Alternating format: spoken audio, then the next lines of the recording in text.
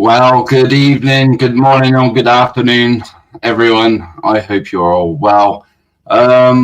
It's been a while, hasn't it? To say the least, I have been very busy. Um, I have missed you all. I have definitely missed you all. And to say the least, I have been dying to come on live to speak with you and share quite a number of videos actually that I have stored in a playlist. We're going to get into it, but what we're going to cover first is some of the protests. So I, as well as others, we led a protest, which I won't be doing again. Yeah, so we held it in our local area, in Gloucester. And wow, let's just say the left, they held me responsible or accountable and named me as the sole organizer of this event. Now, this protest was meant to be and was actually under the umbrella of the Great British National Protest. However, the left-wing organisations, Community Solidarity, Stride District, Stride Against Racism, and some other groups, they decided to bring up a old conviction of mine. Now, I want to set the record straight because I seen someone in the comments earlier talking about this, so I had to put them straight. And I'll do this once because I don't feel like I should have to explain myself to absolutely anyone, especially on something that happened years and years ago, and since then I've turned my life around. But anyway, so there was this case. Basically, I was walking to my brother's house, and I was homeless at the time. I was probably at the lowest point of my life. I had just had a 6-year relationship end, lost my family because there were 2 young boys involved that I raised as my own for 6 years. Spent thousands upon thousands of pounds on, lost the house that I lived in, my car, my job, absolutely everything. My whole world was turned upside down and I was put in a different area I didn't know that well. And yeah, I was also an alcoholic, so I hit the bottle even harder after the breakdown, and I basically got kicked out of this temporary accommodation. And this one day I was walking to my brother's and I walked past a group of 4 or 5. They looked just to me to be young adults. I would say they looked around 19, 20, possibly even 21 years of age. Hoodies up, Bluetooth speaker on, playing music, smell of cannabis in the air. Me just thinking, avoid, carried on walking. And I heard some name calling, tramp, all this stuff. Next thing you know, I felt a tug on my back. So I turn around and there they are, right in front of me. And, I'm assuming they're trying to take my backpack off of me. So start arguing. Next thing you know, we're in a kerfuffle and a scuffle on the floor, on the ground. My bag's gone. They've legged it. I've got up. One of them's still there, and it was a girl. And then she started calling me a tramp. So I replied and said, "Who are you to call me a tramp when you've dyed your dreadlocks pink and green?" Like, as in, what lefties are like. They put all sorts of colours and what have you, weird hairstyles. And so anyway, I chased them into this house where they went, and they obviously thought, yeah, this was a bad move. This didn't go too well because I fought back. Anyone else would have. Well, I was practically in a corner as well, so there was no way I could have run. So anyway, chased them into this house. Lo and behold, the police turn out. I'm thinking, brilliant. Now I can get my bag back. Try and speak to the officer, and I get tased. So I get tasered, I fall to the ground, put in straight in the back of the paddy wagon, taken to the police station. I'm going berserk because they're not listening to me. I'm trying to tell them, these people have got my back. You've arrested the wrong person here. Like, why have you arrested me, and why have I been tasered? And anyway, we go to the interview room. I explain my side of the story, and it takes them 3 to 4 hours to actually go back to the property, take a statement from those guys, because they're the victims, and they didn't even ask about my bag or try to recover it. So the bag had gone. It had everything that I literally owned to my name at that point in there, including medication, a little vial with my dog's ashes in, and pictures of my family. So anyway, obviously, if you haven't seen my testimony so far, you can go and see that on Reasoned Answers. Whilst I was in prison, so I manufactured myself into prison to basically save my own life. I had already had what they call esophageal variceal bleeding. It's where you've got clots in your esophagus. They burst from the pressure of the blood in your liver. You could die from it, and I did.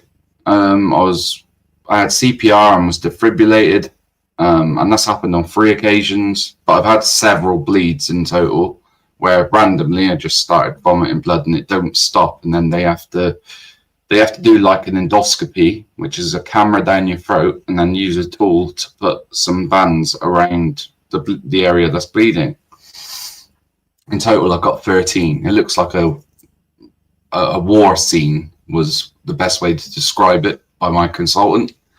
But anyway, so yeah, with that being said, I had nowhere to go. The council wouldn't house me because every housing association or supported housing association that I was put in, I would get kicked out of for being violent and drunken behavior. So some of these places were like, they had rules like you could not drink alcohol, and obviously being an alcoholic, I'm kicked out straight away.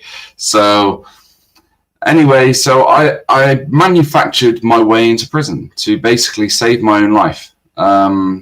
The last 3 occasions prior me doing that, the doctors and consultants had told my family that if I do make it, I wouldn't live long, but they don't see me making it for the next 24 hours. So to say their goodbyes and so on and so forth. So they genuinely did believe that I was going to die. I wasn't going to survive what was going on, but I did.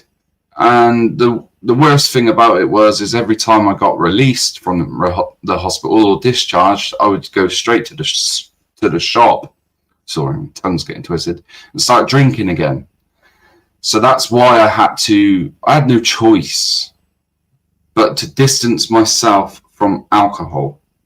And the only place I could think of doing that, yes, you've got rehabilitation centres, they cost money, and if you want to do it through the government,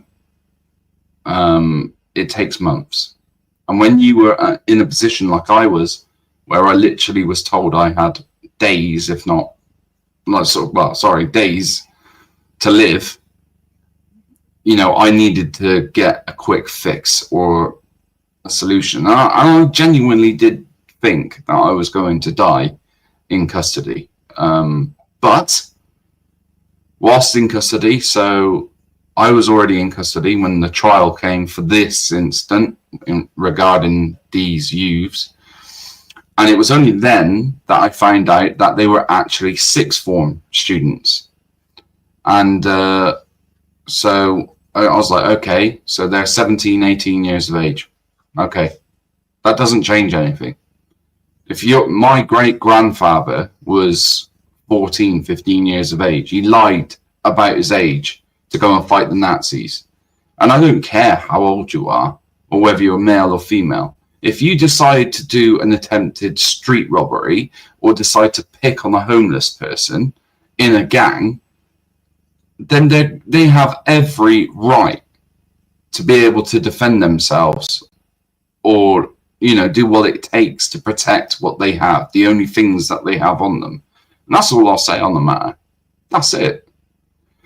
In regards to it, what happened, so the actual trial itself, so you got 5 people.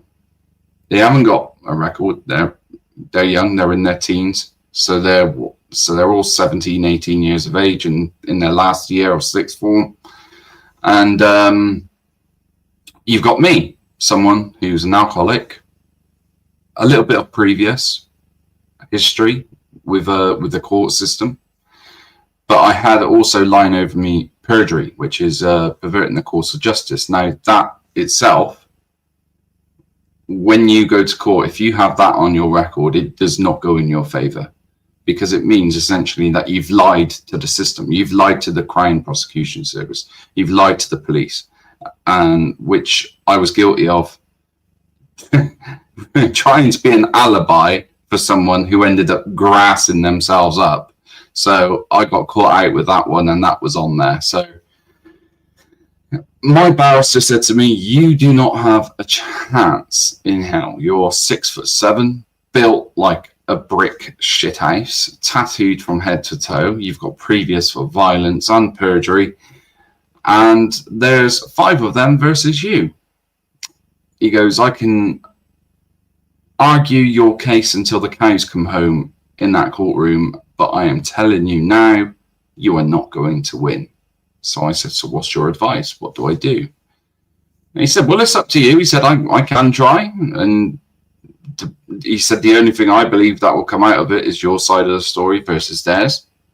And they'll just pick at you for the next 3 or 4 days, or however long it takes for a jury to throw in the towel maybe. Or the CPS, the Crown Prosecution Service, have a plea bargain for you."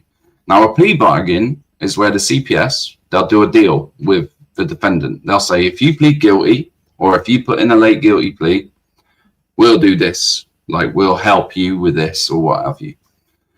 So the deal was that if I put in the late guilty plea, which I did, then they would advise the judge to run the sentence that I receive for this, to run concurrent with the actual sentence I was already serving for criminal damage, which was the smashing the windows to manufacture my way into prison. So that's what I did. So I smashed the council windows, got arrested, asked them to remand me. They remanded me, and because I was already on bail, they remanded me anyway. So we have that. Now, I'm sat there thinking, but it's wrong. It's wrong. Like, these guys should be held accountable. Like, I'm the victim here, not them.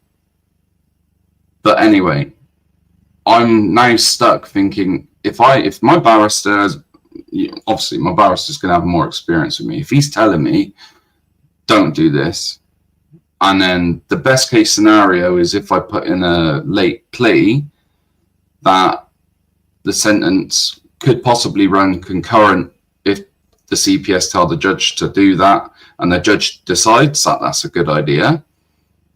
Then if that would have happened, I would have been out within a week. So you imagine being in prison. You've been in prison now for, I think I'd been in for about 7 or 8 months at this point. So I'm sober, I'm happy, and I'm really, confident that I'm going to be okay on the outside now, because I had that much time away from alcohol, the longest period in my life without having a drink since the age of 12.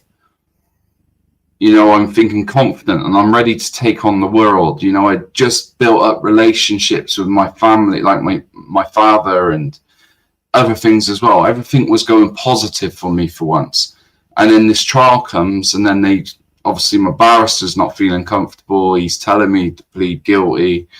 My solicitor was there as well. She was there too, and she said exactly the same thing. And as in terms of support, obviously, because this was done via camera link, I didn't have much. So it was just like, what do I do? So had to think, and I thought, And then the barrister said to me, he said, do you think as well, he said, let's just think of it from their perspective, even though they are in the wrong. He goes, you remember when you were their age and you did things wrong, right? And I said, yeah. He goes, I can see on your record. I said, yeah, no, you're right there. He said, just think, look, they're at the age now where they're starting their careers. You'd be doing a massive favour to them and their parents if you just pleaded guilty instead of dragging them through a trial. And I said, but they should be held accountable. And he said, well, maybe there was a lot of things you should have been held accountable for too. So I thought about that as well on top, and I actually said, okay, yeah, let's go with a guilty plea. I said, can't I do a basis? So a basis is, so you can say I plead guilty on the basis that, then you give, like, you say you're only pleading guilty because of this, but then the CPS said no, and my basis was I'm pleading guilty, but I'm not guilty, basically. So it just wouldn't have worked. So I pleaded guilty, and unfortunately, yes, the CPS did advise the judge to run my sentence concurrent, but he didn't. He added on top, so I got time for something that I didn't do. So the actual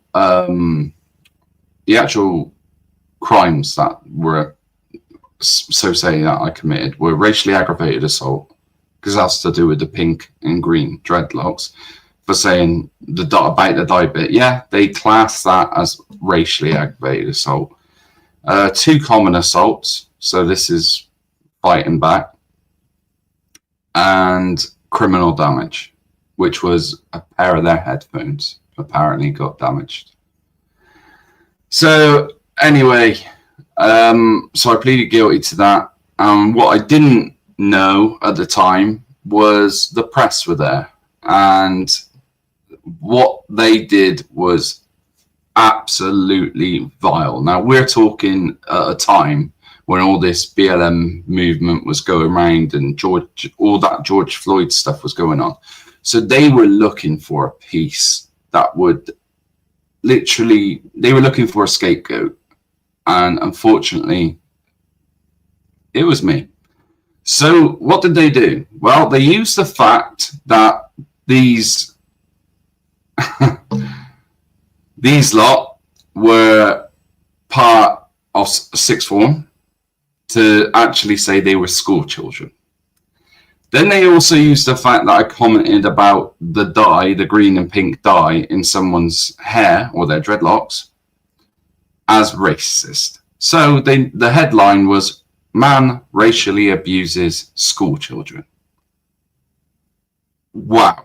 You could not create such clickbait if you asked AI to do that. And I like, when I read it, and I found out about it, I was mortified, absolutely mortified. And I was like, how can you call, because from an outsider's perspective, I get it. You look at it and you think, wow, that's not good. And most people do. They look at headlines and they think, cool. And then they go on to the next headline. They don't actually click or go in and actually read the story. They just read headline after headline, see if what's interesting, and if anything takes their fancy, then they'll read it. But you only get to learn that they're sixth form students when you actually click on it and you read the whole article. It's so boring. So that got shared upon everything, and I was a well-known lad. So people who didn't expect that of me were shocked, and they were sharing it like, oh my God, and tagging people's friends. Have you seen this? I didn't know he was inside. Some people actually thought I was unalived, because you can't use the word beginning with D no more on YouTube. So that's what happened with that. And I thought, wow, they really have done a hit piece on me here. What a campaign. Anyway, I thought, well, it'll be chip paper tomorrow. Don't worry about it. It's been used a few times by some idiots I don't get on with in the past you've done this, the keyboard warriors, always the ones that put their names as anonymous or what have you. But yeah, I just got on with it, and I thought, do you know what? I'll use the time that they've given me to literally take advantage of every single qualification I can get my hands on, every single workbook. And to be honest, the time that they give me is what I needed for me to heal, for my liver to get better, for me to actually learn and go through feelings that I didn't go through as a teenager because I was constantly numb, I was constantly drunk or on something. So in total, I did 2 years, came out, and within days of coming out, I had found out a good friend of mine who was a veteran had passed away. He had lost his legs whilst doing his service. And I thought it was an injustice to let someone who had served our country, lost his legs in the process, have a pauper's funeral, because he was born in South Africa, so his family were over there, and that no one was here to pay for his funeral. So unfortunately, that's the way it was looking, and I thought, it's not happening. So within days of being released, I set up a GoFundMe page, and successfully I managed to raise £3,500 towards his funeral costs. So I thought, this is good. This is really good. And I was hell-bent the moment I got released. And albeit I was in a bail hostel for 12 weeks at first because I had nowhere to go. And then I sorted my own accommodation out. I got my own room in Cheltenham, moved into there, finished my license, no problem. And since then, I've done numerous charitable events, fundraising. So I've raised £616 for SANS, which is a stillbirth and neonatal charity, but I did it for my specific local hospital for their branch. What else? I gave a family a holiday, a family of four holiday. It was only a son holiday, but still, I paid for a holiday in Devon Cliffs for a family of four. And I did a raffle on Facebook, a free raffle. And all you had to do was give me your name, and I wrote down loads of names, and I mixed it up in a bowl, I picked it out, read it, did it live. And then, unfortunately, that family didn't have any transport. So what I did is I actually drove them to Devon Cliffs from where I live in the county of Gloucestershire, dropped them off, then went and returned after the weekend and brought them back home. Plus, I gave them £100 spending money, to contribute towards their spending money as well, because I had learned that they were a bit, tight. Times were hard for them. So I've done that. I've done all sorts. I've gave speeches. I've gave speeches at schools. I've helped with probation service, with reoffending. I've done talks on substance misuse and alcohol misuse. And coming up this October, the 19th, I will be 6 years dry and clean. So, I had one lapse, if you want to call that, and say that was that. See, I don't really count that because it wasn't a full relapse, it was an accident. So 6 years with one accident. I think that, with the good behaviour, the not doing anything wrong since, the trying to help, the trying to sort my life out, the becoming a Christian as well, that was the main thing. That was a massive thing for me as well, whilst I was inside and doing what I can. I thought, I'm turning my life around here. I got a family, and then I got this place where I live now, which is lovely. I got myself a dog, and I sorted myself out. I rehabilitated myself. I used the system to my advantage, and it did me good. The time that I spent in custody saved my life. So I'm actually grateful for the sentence. However, I set up this protest and they used this against me. And so the protest that I set up was obviously against one of the migrant hotels, where there are 111 men housed in this hotel that have caused havoc for the local residents. Some of the things that have been taking place there are absolutely disgusting. Or surrounding area, a teacher got in touch with me saying that both herself and her son were abused. She was with her son. He had autism, and he was stimming in a supermarket, in Sainsbury's supermarket, and they started mocking him, these migrants that were from that hotel. And she approached them and asked them why they were mocking him, and they told her to F off and called her a SLAG. And then they started following her, threatening her, and she tried speaking to one of her colleagues at work, at a school, about this. She got branded as a racist, simply for highlighting what had happened to her, and potentially could lose her job now. Her father got in touch with me and said that he had to give up his job, his company, and lay people off work so that he could actually take his daughter to school and pick her up from school, because she was refusing to go, and she didn't trust Ubers because she had a bad experience with an Uber driver. So he had no choice, and he wanted to make sure that her protection was paramount. So he gave up his job, did some work at home instead. He got in touch with me. He told me, he said, on every afternoon I return two of her friends back to their homes, and they have a system in place, these young girls, bless them, that when these two other girls that are friends with his daughter go home, they watch the cameras and they have to lock the doors and they double check the windows, and then they stay on video to one another until their parents come home from work. Because like them, I was the same. I used to come home from school, and then my dad and my stepmom would return after.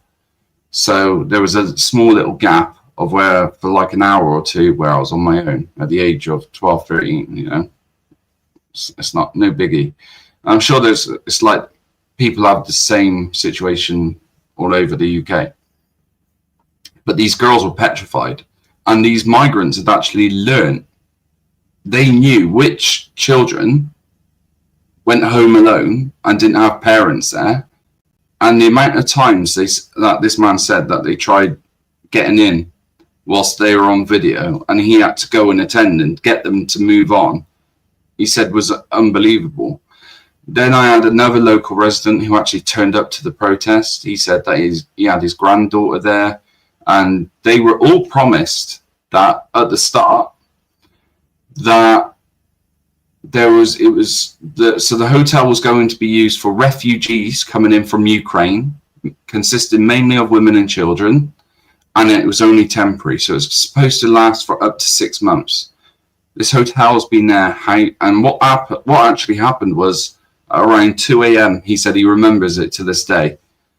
Back in during COVID, this was all the lockdowns when I was inside. They actually snuck these people in through an alleyway at a service station at 2 a.m. and it was a mix, he said, of people from Afghanistan, Eritrea, and North Africa, Middle East and North Africans. Not Ukrainians, no women, no children.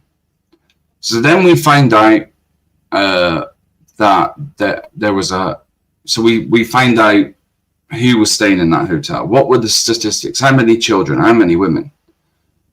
When we find out there was 111 men housed in the hotel. One woman, which I can't for the life of me imagine what life is like for her, sharing a hotel with 111 men with the culture that they have. or are from thinking the way they do. And no children. Absolutely zero children. But anyway, as the left do, they decided to do a counter-protest. But instead of targeting the Great British National Protest or the far right like they usually do, they decided to attack me personally. They dragged my name through the mud. They shared it on so many local groups, and they were even targeting my family members. They were twisting the story as well. I had to take screenshots. I had to report it to the police. And it was just defamation and libel. Like, most of it was just an absolute disgrace, what they were writing. And then they were, even the cheek of it, giving leaflets out on the day to people that turned up to support their protest, saying, oh, the main organizer is an actual branded official racist and they're not interested in actually fighting back politically. They're all the same. And wow, it was nuts. So in retaliation, I sent them a picture made of about 21 individual photos with me, with people from all different backgrounds. So this stuff is brilliant. So this collage that I made consists of Sikhs, Hindus, Muslims, people from Africa, people from Jamaica, the Caribbean, people from some of the small islands. What else have we got? So yeah, it's just loads of pictures of me with people from different backgrounds, different faiths, and of different races. And I was like, I just sent them that, and that was it. I was like, there you go. There's your racist card, if you like. Why don't you put that up? Why don't you report also and address all the good stuff that I've done? And do you know what? It takes me back to what Albert Einstein once said. Out of 100 things that you do in your life, you may do 99 good things, but you'll always be remembered for that one bad.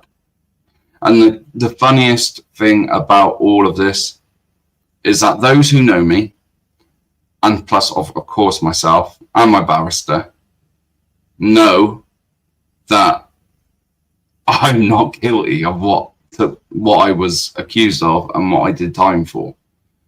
However, like I said, I appreciated the fact that I turned that time into something that was good for me, and I'm actually glad that I got it. They always say, like, things happen for a reason, and I believe that I was put in that scenario genuinely and miraculously to save my life. That's the way I see it. That's the way I take it. And for me, this was 7 or 8 years ago. So yeah, about 6 or 7 years ago. So it's right in the past. People have moved on. I've moved on. Everyone else has moved on. Why can't these people move on? And the joke about it is as well, most of the people that were on the left, they were claiming to be Christian as well. Christianity is built on forgiveness. So they're there and not judging others. Yet they're there with all these signs saying, like, aiming towards me. And anyway, I addressed this at the protests. I had a microphone and a PA system, and we had 2 councillors give speeches. It was great. I'll show you the footage in a minute. We're going to go on to that. I'm going to show you something funny first. But yeah, I addressed it all, and I said, listen, look, you may have seen in the past 24 hours things circulating personally about me.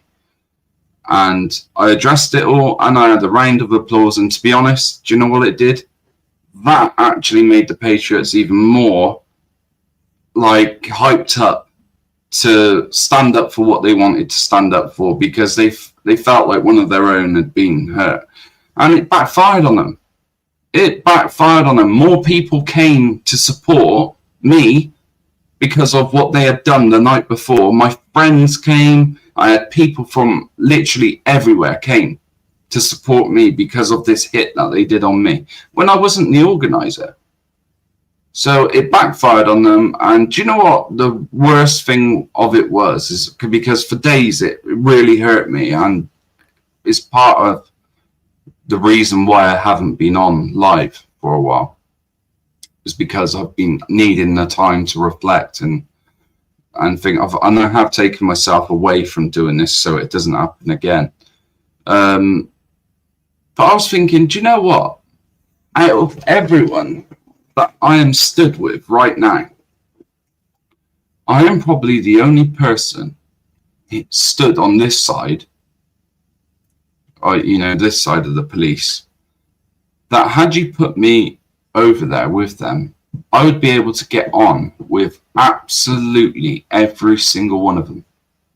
And I knew that. In fact, one of them actually commented when I put up about the protests, a video on YouTube, said, I'm going to be attending the counter protests. I hope people on your side are like you. And I thought that was lovely. And I did get quite a lot of backlash from what they did, because they didn't care who they hurt. And they didn't, they knew that I had a family. They knew that this would really take a hit, bringing up the past and God knows what else. It was disgusting. It was a personal attack. So anyway, everyone loved the day. The day was a success, kind of, because we had that. Plus, on the day itself, 4 members that were supposed to come and be stewards didn't turn up. Promised equipment that was supposed to come didn't arrive. And the location of where we were supposed to be standing, the counter protesters were on. They took it. The police let them go on it because there was no liaison with one of the guys who was supposed to arrange it with me, between him and the police. So they didn't know who was standing where, so they let them stand there because they got there first. So, and then we ended up being backed in a corner, which I'll show you, and into a car park, and things got a bit heated. So the Patriots ended up flanking the police, going down that same alleyway that these migrants got snuck in by, and come out on a central reservation on a busy bypass. And they took up the central reservation, and they celebrated, and they did an amazing job. And they come in their numbers, and it was the first ever protest against this topic, the migrant hotels. And like I made a video already. I already covered the Ibis hotel. I did content about it. I went there, plus the Citrus Hotel and 2 others after, which you can go and have a look at. And I was fair. If you go and look at the video, I interviewed one of these migrants called Mohammed, and he was an accountant from South Sudan, and he gave me a story. And you go and have a look at that video and see what I said to him. I said to him, I hope you get your papers, because you seem like a lovely bloke. You seem like a good character. So I haven't got a problem with refugees coming to this country. I genuinely don't. In fact, I believe we should house those who are genuinely fleeing war and are looking for a better way of life, especially women and children. 100%. We have a moral duty to protect women and children, regardless of the cost. That's what I believe. However, what I don't believe in is those who have travelled through multiple countries, then left France, a safe country, not a war-torn country, a safe country, in a dinghy to come here and take advantage of our welfare system, because they know Britain will house them. They know Britain will put them in hotels. They know they will get paid every week, free clothes, a phone, trips to safari parks and the cinema. I've seen all the evidence. You guys must have seen all the evidence of what's gone on, what they are given, what they push bikes, free push bikes from Halfords, all sorts. The amount of reward these people get for breaking the law is absolutely unfathomable. But anyway, less of that. Let's get into some content. Now, I was going through YouTube. Now, I don't watch mainstream television, as some of you may already know. I can't. It's just too woke for me. It's just not real life. It's not reality. It's not the life I live. It's certainly not the life out there. It's made up. It's completely. Oh, even the adverts, they do my head in. So I just tend to watch YouTube. So I'm scrolling by, and up comes this video, and you won't believe this. How determined the left are, and to take out toxic masculinity, and what they're doing now to actually to take out people who wolf whistle. This is beyond madness. This is beyond madness. Now I'm going to mute the mic and we'll get this playing. Okay, have you seen this video clip yet? These women aren't friends out for a run. They're actually undercover police officers taking to the streets in Surrey as part of a new operation trying to stop people catcalling and harassing female runners. We get honked at, the staring, the hanging out of the window just to look at us. Right, can I just say firstly here, that lady is wearing the tightest shorts imaginable. I mean, the fact they're saying that men are driving down the road, and you think of the typical men, who do you think are going to be doing this? It's your typical, I'm thinking of builders, I'm thinking of scaffolding guys, I'm thinking of construction workers, trades kind of guys. I'm thinking of that straight away. And also it says they're not friends. Interesting. Police officers. And it's so prevalent. And police teams are ready to intervene the moment the officers are beeped at, followed, or shouted at, pulling people over. Those kind of behaviours may not be criminal offences in themselves, but they still need to be addressed. And of course, the people that are... Okay, so firstly, why do they need to be addressed? Can drop a comment below. Why do those things need to be addressed? This is what I don't really understand. They are just taking every last little thing now, and with this 1984 approach, and just really putting the grip onto every last thing. Are likely to commit those kind of behaviours. You know, they may then go on to commit more serious offences. Okay, now he's talking absolute nonsense. Where are these statistics or these reports or whatever that says that?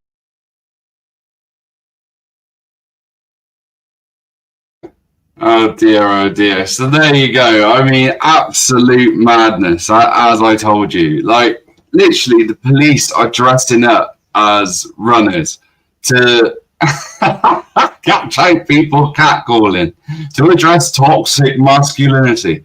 Why are they not getting rid of all the, you know, you got to be careful with YouTube, the grapesists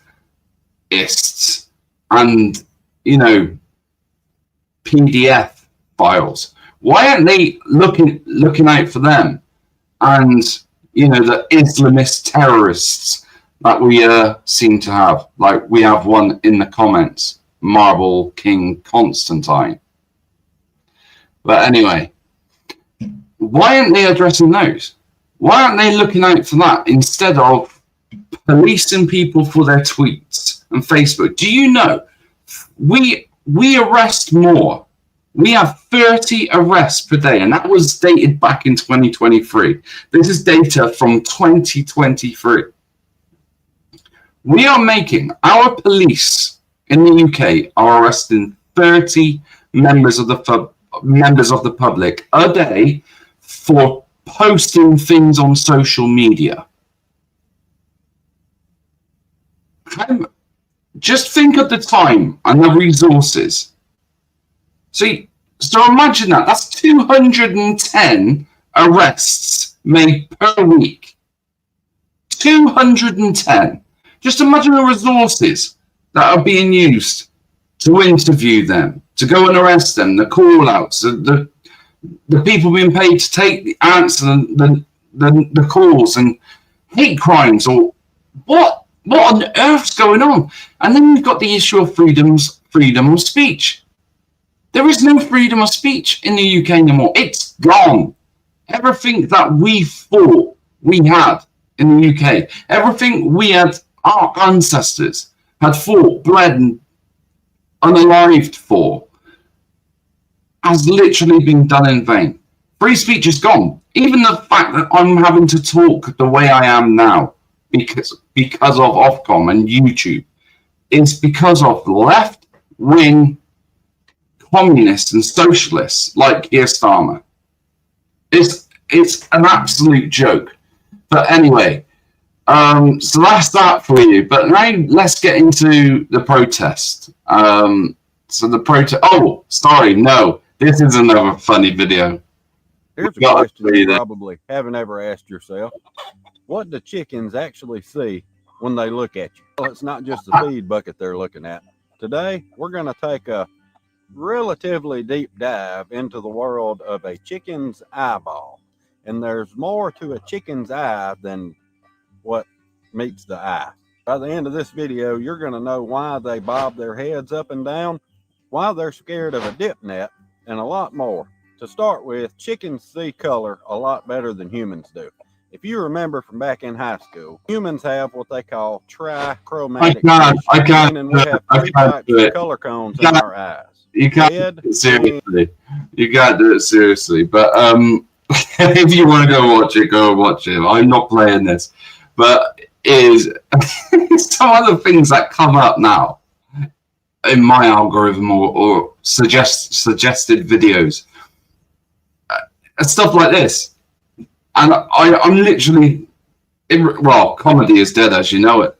Comedians are too scared now to take to the stage, or we don't see the likes of Lee Evans or Michael McIntyre no more, or Frankie Boyle. Well, you see Frankie Boyle politically, now he's gone completely woke. I don't know why, because he was probably the most darkest comedian that Britain had at one point, and now he's gone Gary Lineker style. It's unreal, uncanny. I don't know how you can change that much, like in such a short amount of time as well. Maybe he needs to hit the booze again. But then again, coming from my experience, that's not a good idea. Now, the title of this live stream is "The UK is about to erupt." Ladies and gentlemen, it's true. As you can see, even my comment section, my live chat now, has been infiltrated by an Islamist writing in there, "Allahu Akbar." Alan Snack Bar. Yes, lovely. In regards to the ideology, I think ideologies such as this here in the UK shouldn't be practiced. It should be forbidden. Due to, one, it's not aged well. It's stuck in the 7th century.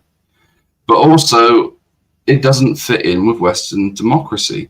And the effects and the backlash that we are having because of this ideology now here in the UK and in Europe, in the Western world as a whole, it's making people feel very uneasy. And we've got topics now where MPs can actually get a seat in government on a conflict that is happening thousands of miles away in Israel. And you're thinking, so we got the same amount of MPs that are sitting independently because of a conflict that's happening in Israel as Reform UK, who are possibly and potentially or most likely going to be the next governing party. I hope Advance UK does, but each to their own. But have a look at this. This is what took place, I believe, today. Absolute madness. Now, bear in mind, they have just prescribed the PLO as a terrorist organization, and those who support it will get arrested. Have a look at what happened outside the Excel Centre in London and how some of these people were treated. People leaving their jobs to go home to their families. Look at this.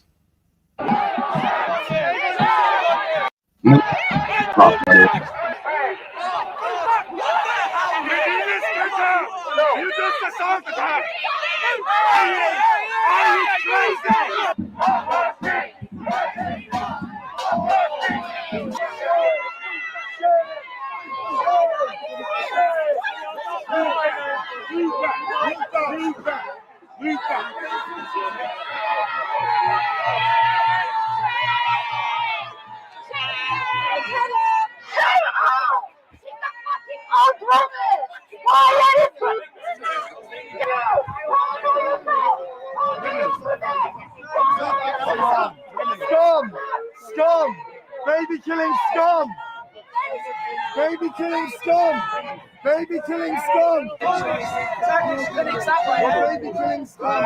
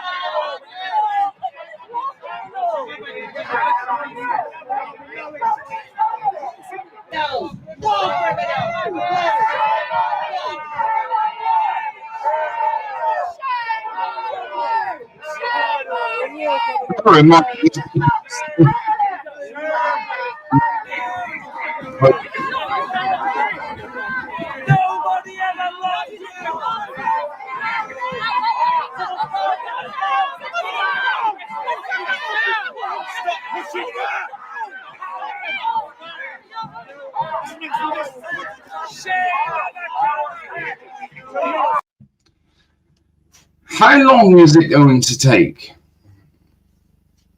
And what I can't get around is the amount of British people that actually get involved with this nonsense, especially those who are part of the alphabet community, because if you situated them right now in the place that they're standing up for, they would be dog meat. That's it. And I mean, you can blame the universities, you can blame, radicalism, you can blame whatever, but when is it going to be enough? What you don't see here as well is these police here in this video obviously knew that this was going to take place, that there was going to be a massive problem going to take place outside the Excel Centre. Had this have been the so-called far right or the non-existent EDL that hasn't been around for over a decade, there would have been riot squads with shields, batons. There would have been horses. There would have been police dogs. There would have been all sorts there to make sure that calm and order was in place. But when it comes to these guys, they will literally stand and have a physical fight with them, and nothing will happen. Nothing will come of it. Maybe they get a couple in the paddy wagon and off you go. That's it. But that is literally it. They treat one side completely different to the other. That's why here, if you're from America and you watch my channel, because I do get a lot of Americans watching my channel, we have a two-tier judiciary and policing system here in the UK. We have someone who literally said, who is from the left side of politics, calling for those on the right to have their throats, what have you. He gets no prison. Yet you have someone on the right side of politics who puts up a tweet and she serves 24 months or however long it was. it's absolutely unreal. It's disgusting, and the way our country has become is so divisive. Everyone is careful of what they want to say, but also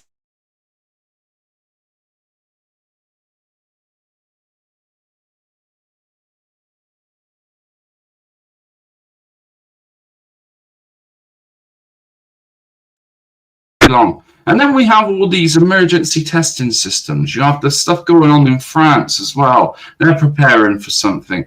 And then we have these other contracts that have come to light for mass, preparing for mass fatality events. Morgues that can operate during winter and summer, or have them chilled or have them frozen for big people, for small people, for children and for adults. All this all coming to light, plus the emergency alerts going off on the phone. What's going on? What's being prepared? What do we not know? What are the government trying to hide? And then we've got safety drills taking place at school. And we've already had a pre-warning go all over X. Thank you, Lord, for Elon Musk. Because the truth is on there. And people are able to share what they want, and there's no filtration. There's no one there from Ofcom that can do anything. You can share literally from left and right what you wish. Freedom. That's what we love. That's what the Western world was built on. But now, you can't, there's even, you have the middle, you even have the centrists. They're like, they don't know what to say. I mean, I would class myself as centre right. I really do. The left would call me far right, but I would say I was centre right. And sometimes I'm careful, and I have to try and be careful. But then on other times, I'm thinking, no, I'm not going to be careful. Why should I? Why should I not talk about this topic? Because it makes people feel uncomfortable. And people are beginning to have enough of it now. They really are. The UK is waking up, which is what brings me to our next video. This cannot be stopped. Why not? This is not business as usual. Just this weekend, we've seen protests up and down the country, some of them absolutely enormous. And to me, it's beautiful. It's beautiful because it's the English people finally recognizing themselves, seeing themselves for who they are, looking left and right, shoulder to shoulder, and seeing that they're not alone. And I think that's... This is what I said before about the power of consensus. He's saying it himself, and he's just explaining it in a different way. You right? Really, really powerful. Yep. Anyway, you came here to take a look at some protests. So we'll start with one in Manchester, where Paul Golding... I'll just mention as well very briefly that this video was made about a week or two ago. And the commentator is obviously, by his accent, you can tell, American. So they're all laughing at us at the moment. Well, in fact, I wouldn't say laughing. Some are, but some are actually thinking and feeling sorry for us. They're actually, like this guy. He does a lot of commentary on the UK and how bad it is here at the moment. Maybe he has family here, I don't know. Asmongold TV, absolutely brilliant guy, great commentator too. But they're picking up, Americans, they're picking up that here in Britain, we've just become like North Korea.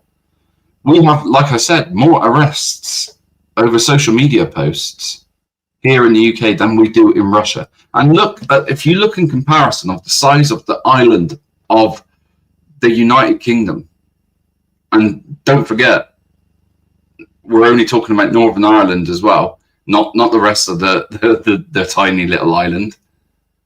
You look at that, take those two little bits and put that on Russia. And you're telling me that Russia's a communist state. Keir Starmer has the audacity to talk about Russia the way he does. Or North Korea, when we are worse than them. Unreal.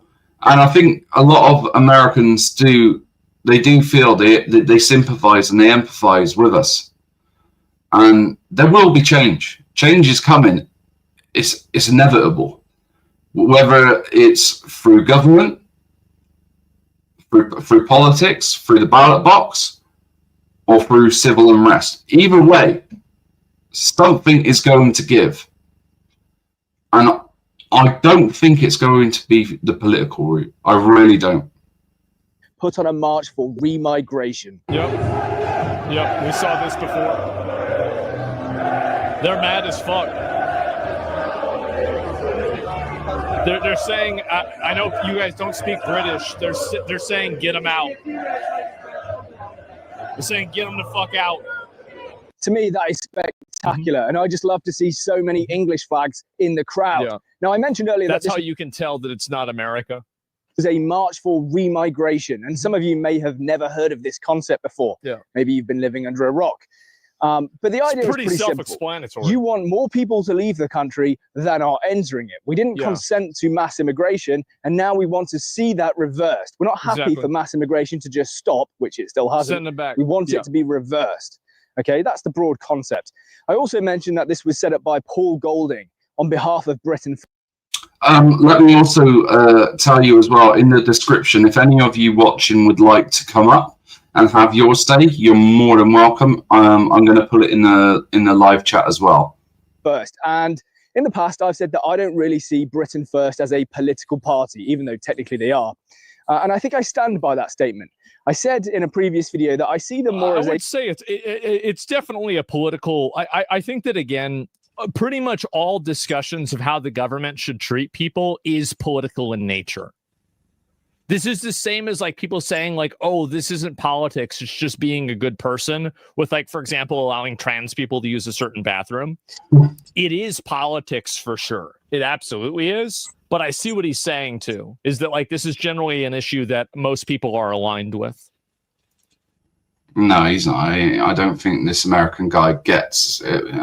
But yeah, Britain First is a political party, but we don't really see it because it's not really mixing with the mainstream, the multi.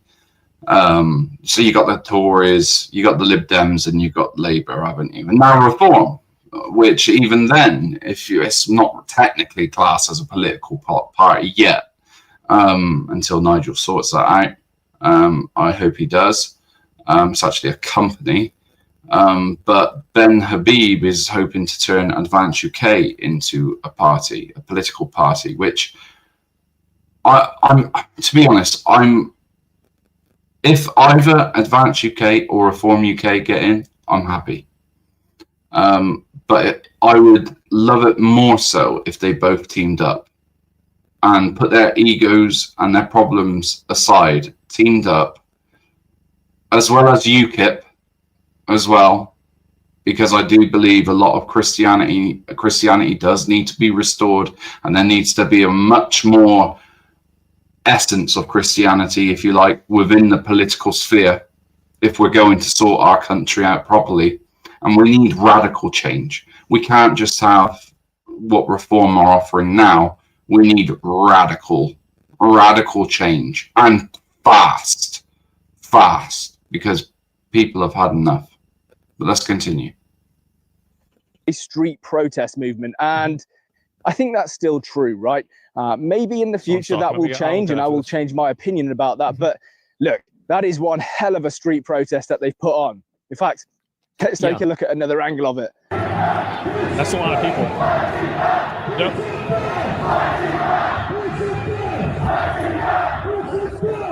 But it wasn't just Manchester. Yesterday in Islington, outside the Barbican Thistle Hotel, there was a protest. Why? Well, because 41 of the migrants staying in that hotel have been charged with 90 criminal offences. And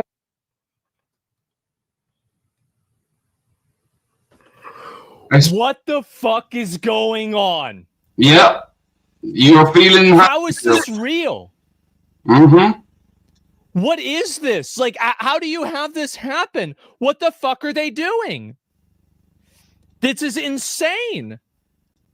It's like they're speed running fascism. It's gonna happen. When these guys take over, it's gonna be really fucking bad. This is going to be so bad, bro. It's easy to explain. That's a tiny protest, to be honest. The average Fully riot is bigger. Oh, I know that. But it's not about the size of it. It's about where the size of it is going. Is it getting bigger or smaller? That's the conversation. Exactly. Unsurprisingly, the locals aren't too happy about it. Yeah.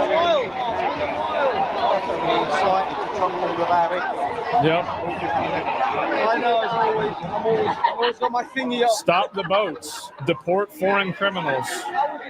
Imagine that you need to push this. Deport foreign criminals. It's wrong. I think this is what I think is going to happen.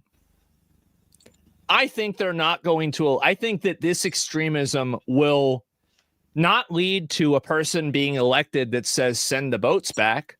It's going to lead to a person being elected that says sink the boats. I think that's where we're going. I think that's obvious.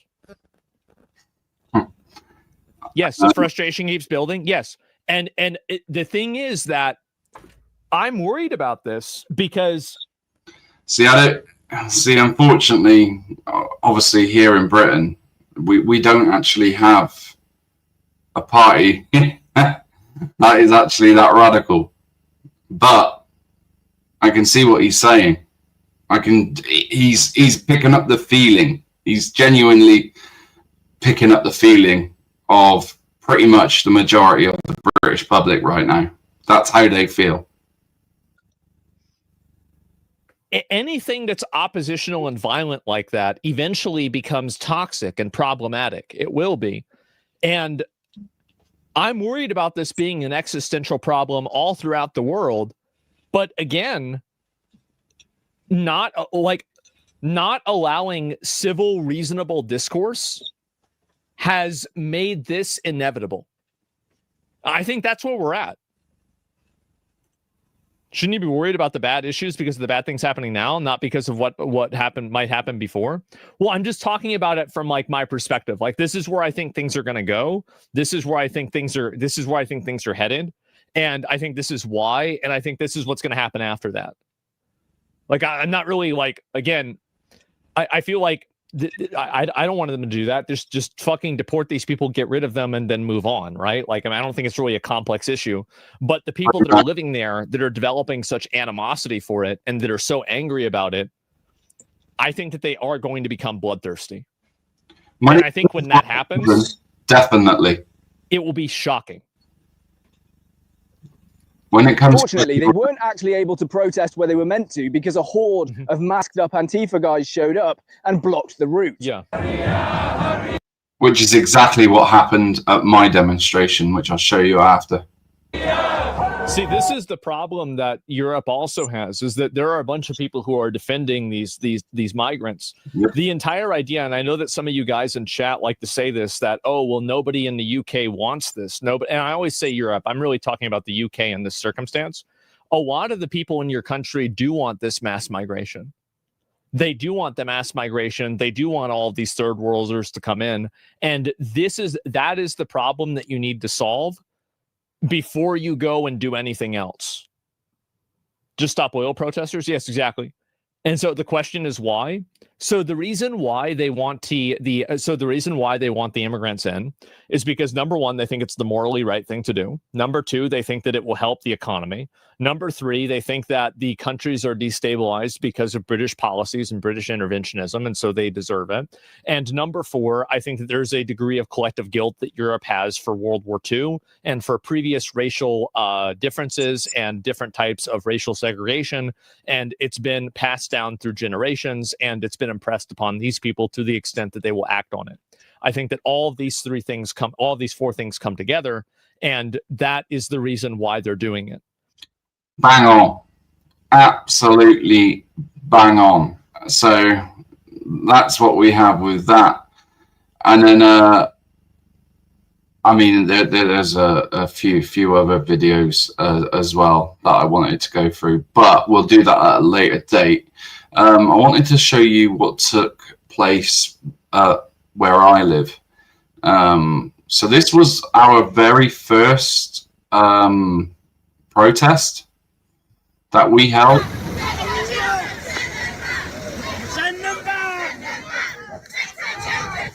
from drone view. There's a lot of support here, people.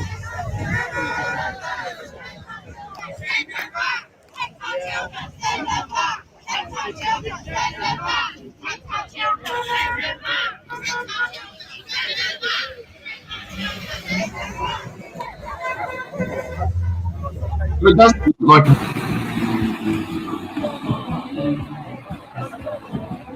Yeah, welcome live here in Gloucester outside the Ibis Hotel.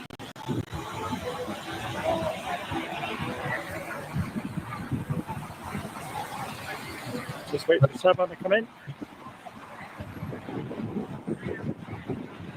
so we weren't actually supposed to be here. We were supposed to be far over there. In fact, we were supposed to be originally, and what was planned, stood where the counter protesters are.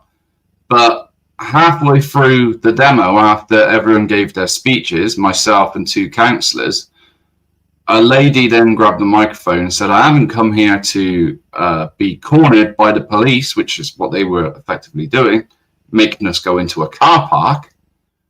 She said, I have come here to stand for my children, and I want people to know I'm here. So I'm going to the central reservation. Whoever wants to come with me, come. And I gave her permission to do so. I wasn't allowed to join. I was told that I had to stay put, and if I did, then I would be arrested. So, but I gave the nod, if you like, or a wink for them to go round, which was quite a trek, to go round through an alleyway out and come all the way back up onto this central reservation here. It's raining and windy.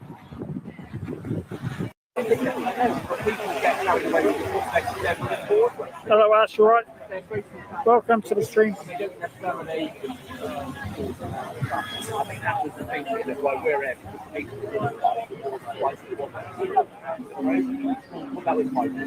Thank you, Michael.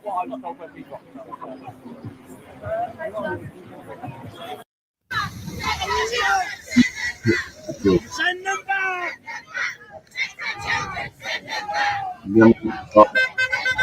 If we show you the next one of the better videos that started.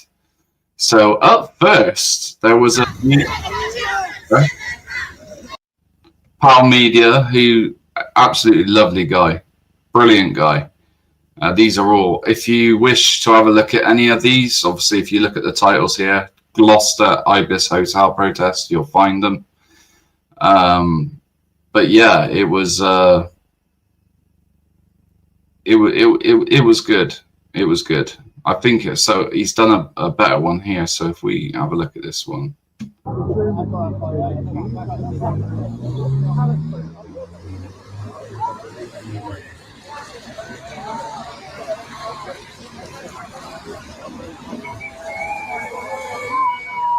Right, got some movement there. You got the police vans coming down now, people.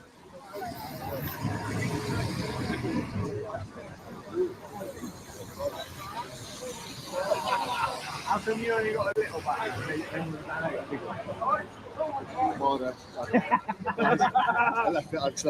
I've just noticed, I think he's removed the original first one that he made, because at the start he was like very he thought nobody was going to come.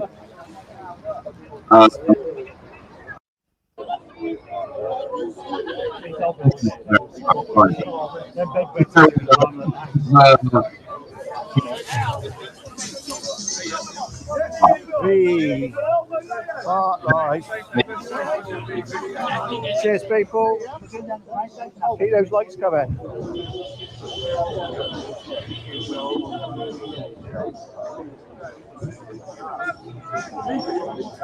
Quite me revenue's gone from the video now, so if anyone wants to buy me a coffee,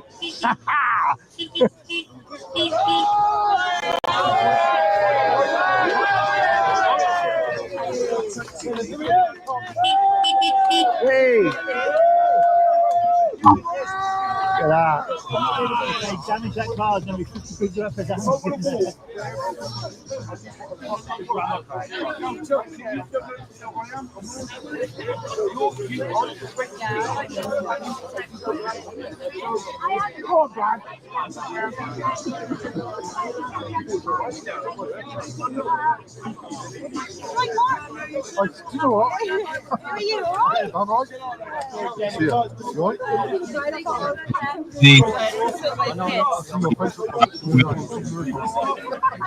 So on the day itself, there was supposed to be around 10 of us. Oh, I can see myself now. There I am. There's my friend Lindsay, and it ended up being 3 of us. And we turned up, all 3 of us, in my car, in my vehicle. And no one was there. And I was thinking, oh, well, no, there was. Sorry, tell a lie. There was like 3 or 4 people that were a family.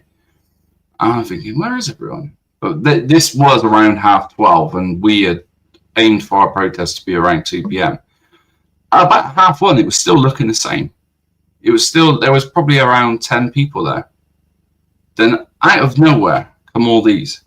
And wow, I set up the table, set up the PA system, got on the microphone, welcomed everyone, and obviously highlighted the fact of what happened 24 hours prior or the night before with the far left organizations targeting me personally and telling everyone that I was the sole organizer when I wasn't.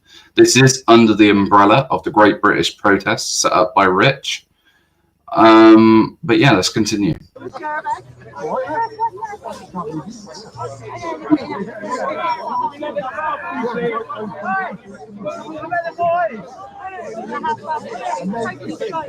Yes, look at the Patriots, people.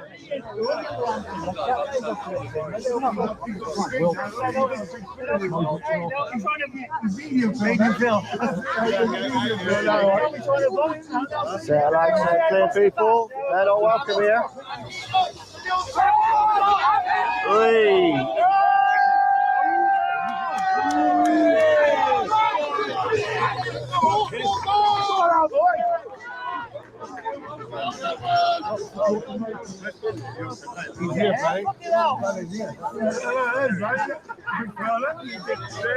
What you got there, mate? Yes. How you doing, mate? You all right? He's recognised me, look. Oh, mate, how you doing? You all right? Yes. Yes, bro.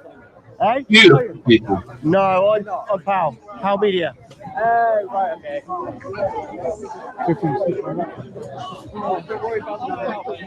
It's that, mate. Literally, I was down here at 12 and they were attacking me. They were. Look at that, mate. Got 343 people in the room.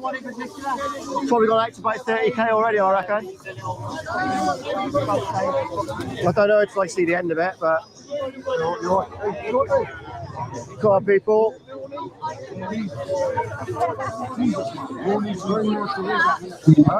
Like the stream, like the stream.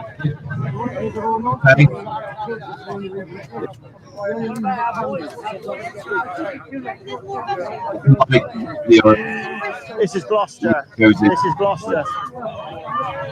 Gloucester. That's where we are, people.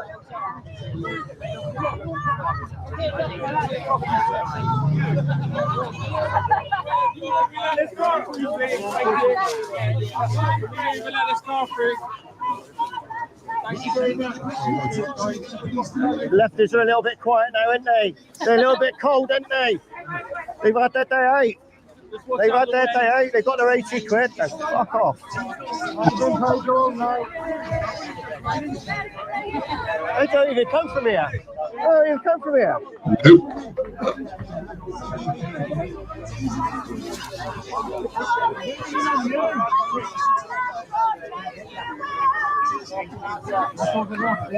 I started a trend here, look. I started a trend here, look. Started a trend here, I'm coming up here.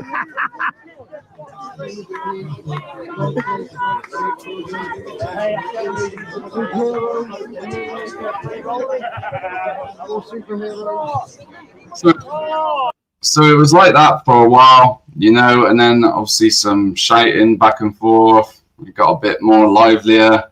Speeches were given. But then everyone started moving. And then media. Separate word.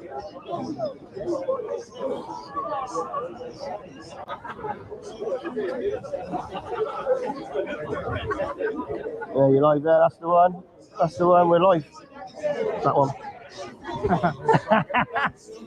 He's on the live cam now. Look. Look, if I'm in trouble, come and save me, yeah?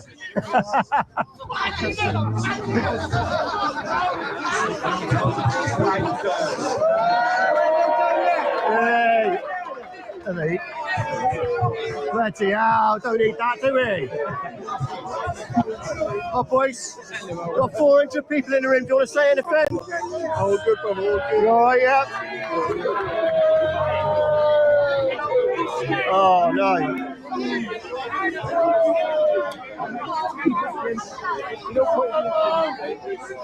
So for no reason whatsoever, absolutely no reason at all, we were doing absolutely fine. Everything was okay. People were having a good time. The music was playing.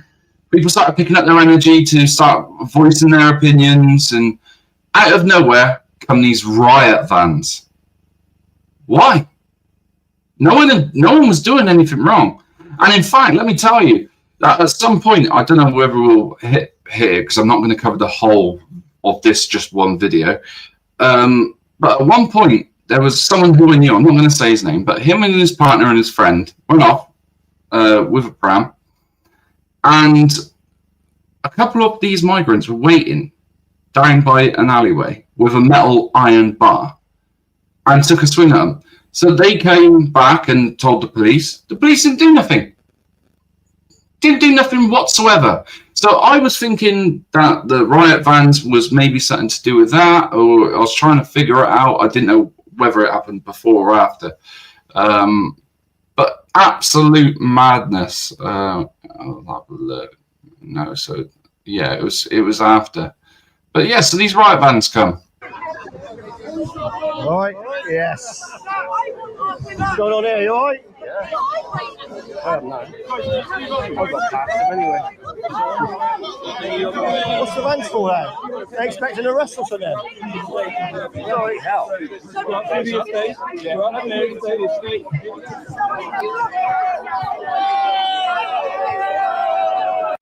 So that guy on the push bike that just went past, he had a little mini flag in his hand. I actually stayed up the night before, and I think I made about 50 of them, and we distributed them out. I told him to give them to kids. I told my friend to give them to kids only, but he gave them to adult. He just gave them out. I just got them out, but it was good anyway.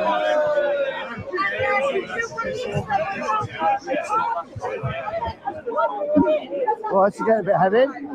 This is getting a bit heavy, people. To the police, look at them. Look at them. It's getting a bit aggressive now. Police get.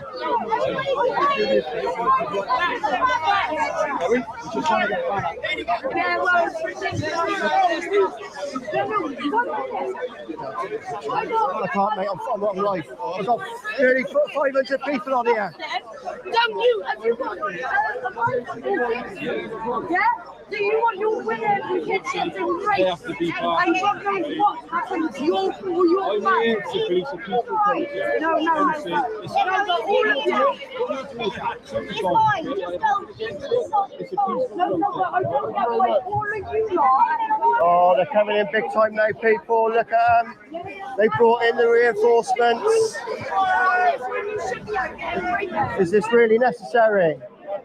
Is this really necessary? Why?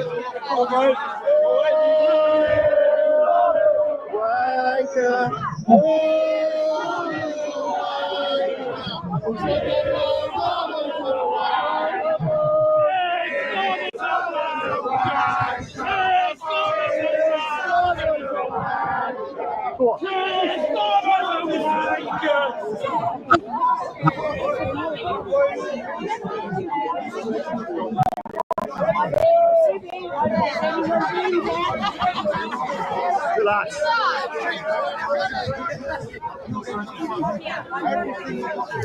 You know why?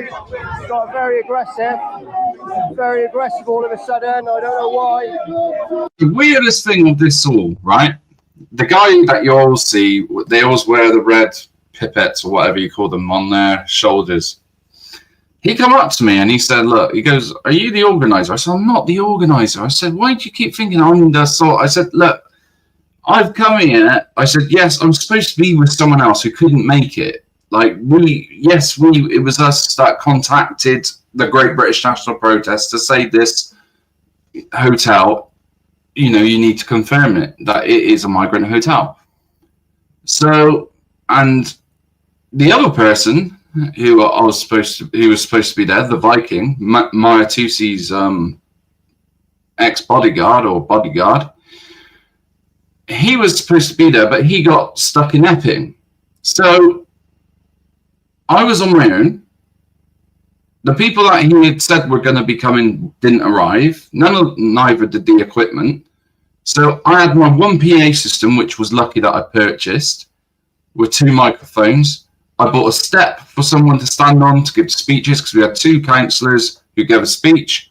I gave a speech off the cuff because the police looked at my one, which so mine was talking about culture and how we have got 2 cultures clashing, and the people that are coming here via dinghy are coming from alien cultures that do not integrate very well with our own or Western society. But I did it in a polite way. I even went to the extent of going on ChatGPT. I copied and pasted my whole speech and asked ChatGPT to put it in a more polite, more friendly, and more politically correct format so it doesn't offend anyone. Those were the words and tags that I used for ChatGPT. And what it gave me, I was reading it, I was thinking, oh, wow, I am going to sound like I'm from Labour or the Lib Dems. But I thought, right, this will have to do, because I don't want to get myself arrested. There were warnings on Gloucestershire Constabulary's website and in newspapers that they're going to be looking for people who are going to be using hate speech. That's what they were going to arrest people for. So that's why I was careful. And even then, I showed the liaison officer and the guy who was operating the whole policing system my speech. They said I couldn't read it. 4 pages, which was nothing but the truth, statistics, stuff that the people needed and wanted to hear, but hear it out loud in public, what they're thinking. And even then, they wouldn't let me do it. So they said if I did, I would be arrested. And so I didn't take my chances. And then they wanted me to tell all of these patriots to stay behind these white lines. How on earth am I supposed to control them? All of these people on my own? I can't. But I did try, and I asked 2 friends to go and get the others and just try and keep them off that side so traffic can flow. But it was their own fault in the first place. The police knew where we were supposed to be standing. And the counter-protesters stood where we were supposed to be.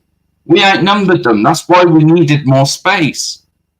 And then they tried pushing us into the car park, and that was the last resort, as you'll see. We don't know why.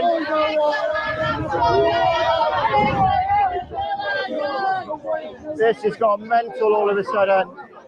The police.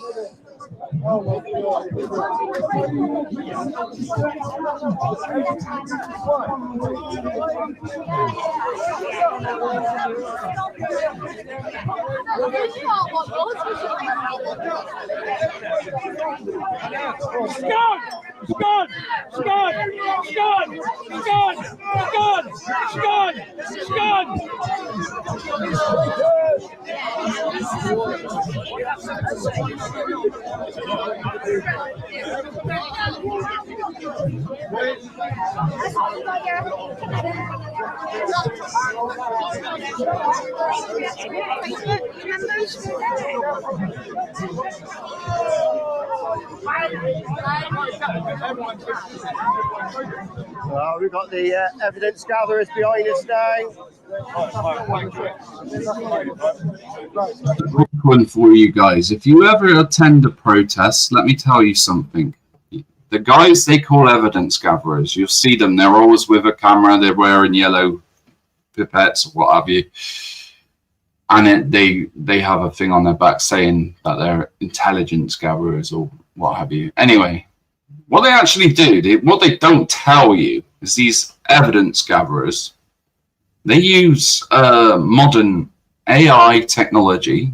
Once they take that information back to the police station, and a team within the police, they look out for faces. And the cameras can pick up on the faces, and the AI technology can pick up faces that are already on the police system or on the database somehow. And they can also track you down using this technology via social media. When they get a name to that face, you then get passed on to prevent. Even if you haven't done anything, even if you have just stood there in the protest, not said a word, that gets forwarded onto them. They keep an eye on your social media then. Okay, and they'll put filters in, and you get added on this AI list where if you type one thing wrong, they can come after you and knock on your door. So be mindful of what you share, what you put on. I'm sure you are already, but what you share and what you put on social media. And if you go to these protests, be mindful that these evidence gatherers will have your picture and it will be used in that way. I'm promising you this as someone who knows this, okay? It's happened to me as well. But here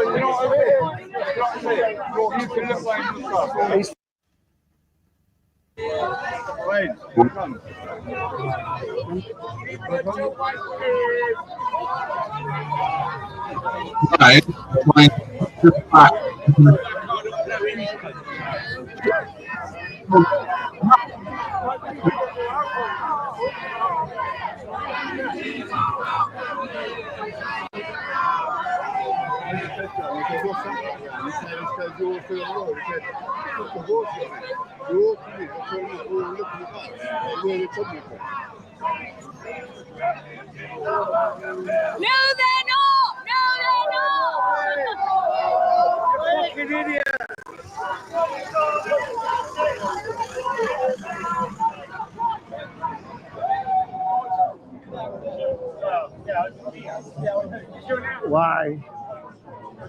It's gone crazy. It's gone crazy, people.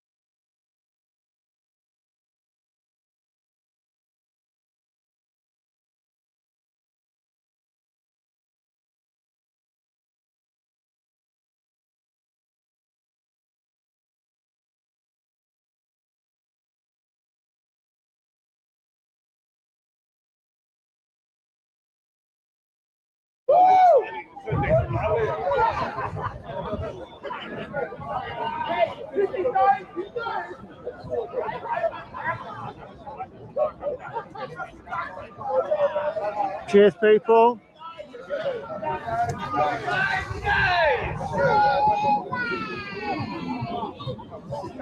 So, everyone's gathered there again.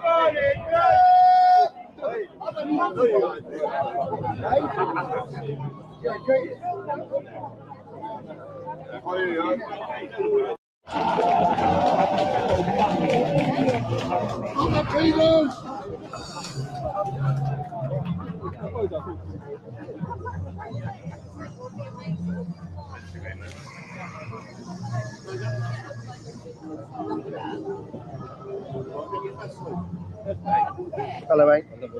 Thank you, mate. Appreciate that. Thank you. Can you just give us a drink? What's that? Can you give us a drink? I got that. Babe, please. Where's that gone off now? Right, can you just go into the back of my charge pack's in the back? Can you just turn it on?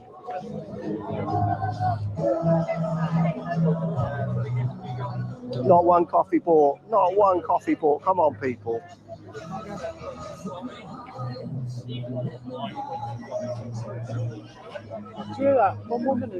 What?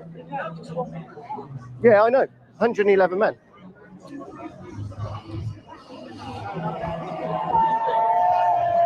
Yes. Patriots have got down the other side. Go on. So they've literally flanked them.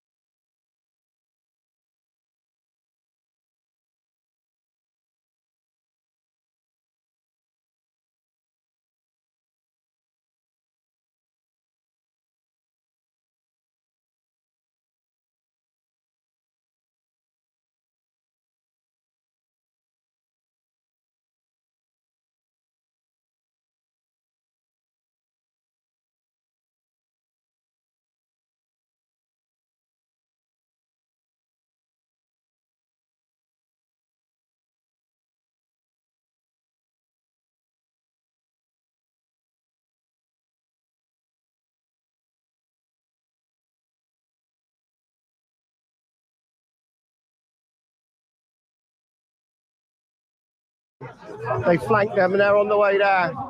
Yeah.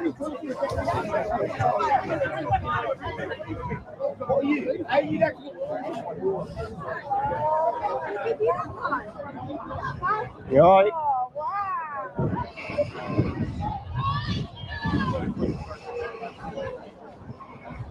And the Patriots have got the other side as well now. So we're both sides. Beautiful. There's all the people going straight.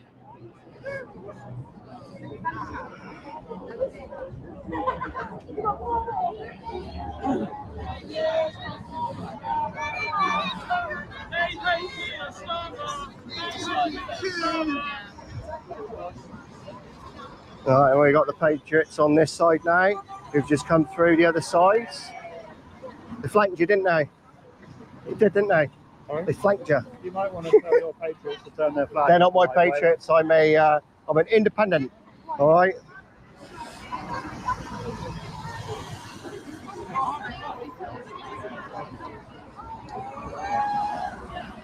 I thought we were not having face masks on this particular protest.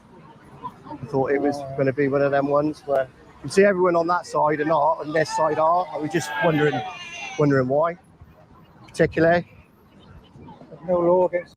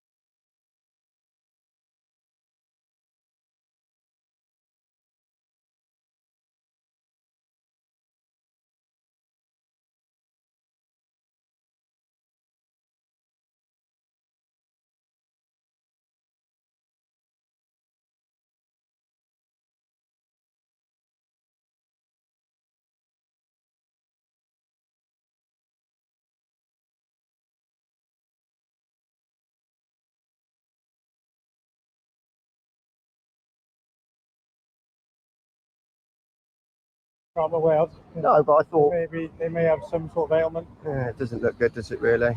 Obviously, COVID was a long time ago now. Still alive. Dear, oh dear me.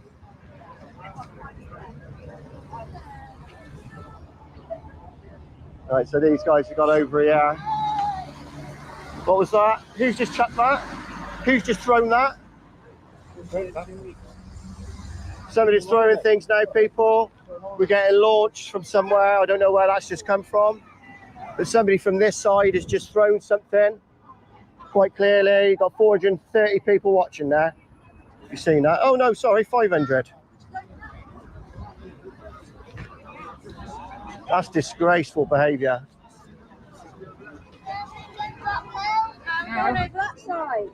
That was actually close to the police officer.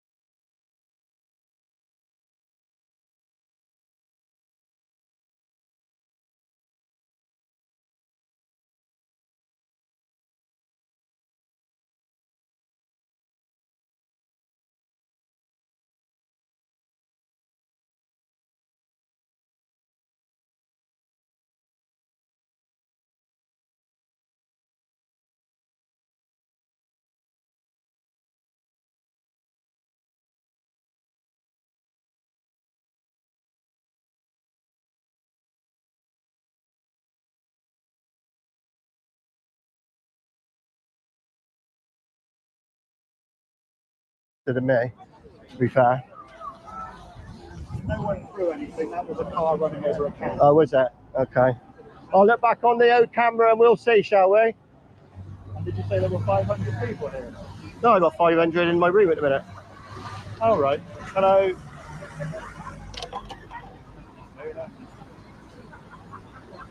Yeah, so we've got some here. The rest is still up there. What do you mean the rest? What do you mean the rest? The rest? What do you mean the rest? The rest of the Patriots. Yes, the Patriots. Yeah. You got 500 people watching you, mate. Nice. You've got 200 watching you. Lovely. So, but I'm guessing this guy's an anarchistic twat. Wow, how rude of you. Hey, man, rude. is there any need to be like that? Given the fact you're getting in my face trying to show how big your dick is because you've just called me a twat? Yeah. Why? Oh, you must be a lefty. Your attitude. You must be a lefty. I didn't say that. Oh, the way you're acting. I didn't say that. All the hallmarks of it, mate. All the hallmarks. I'm here as an You got 500 people, mate. Congratulations. You're embarrassing yourself. Warrior on TikTok. Come on over. Thanks for the super chat, people. Yeah. Cheers for that. Fucking YouTube. Look at you. Old man. Old on YouTube. Old. Embarrassing. Where's you? Look at you in a pedo vest.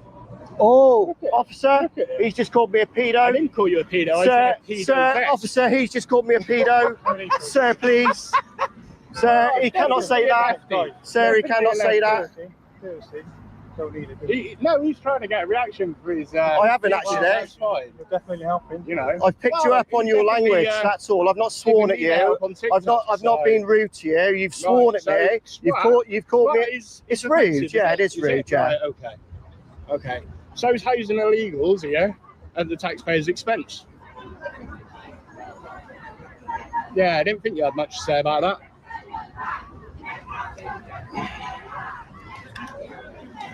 They're in a getaway from him, you might catch something. I'm not even a lefty, by the way. No, I don't know why your attitude is with it's not.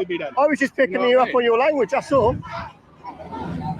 Well, when you come across like that as a lefty, I'm not. You know, because that's exactly what they do. Who do you think I'm filming for? Exactly what they do. I don't know. I'm impartial. So am I. I'm filming for both sides. So am I. I'm trying to get a true representation of what's going on here. Am I, because the mainstream media doesn't do that.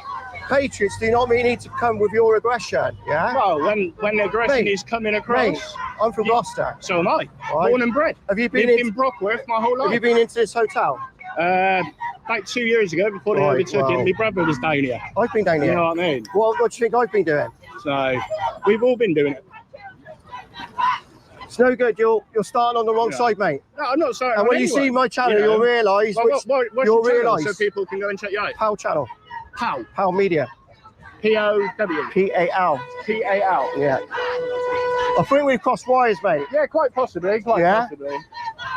But obviously, tension drives in situations it is, like but this, so you don't know who's friend or foe. I'm not on this side, bro. You know, I'm on no one side. I just don't want the taxpayers' money being wasted. You know what I mean? When we've got veterans that need to be looked after. I agree with you.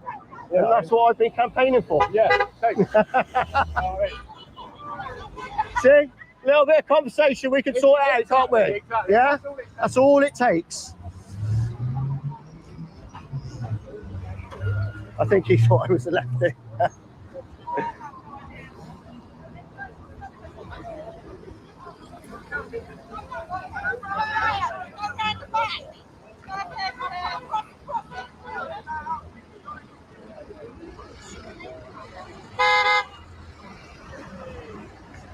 Wait.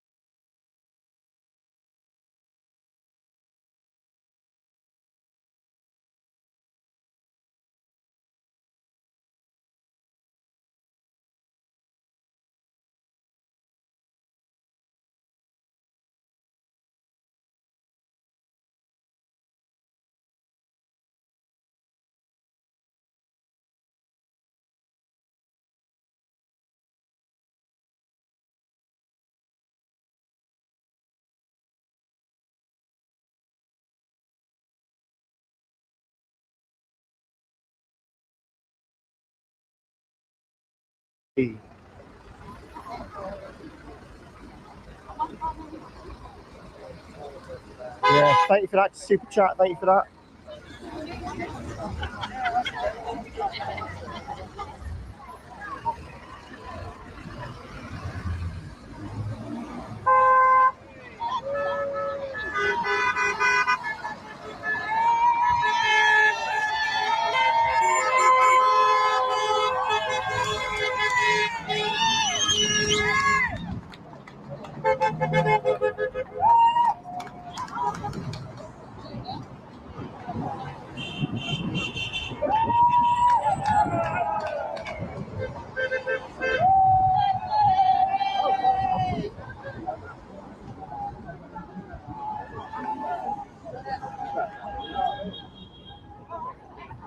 The country's struggling to look after itself. Here he is.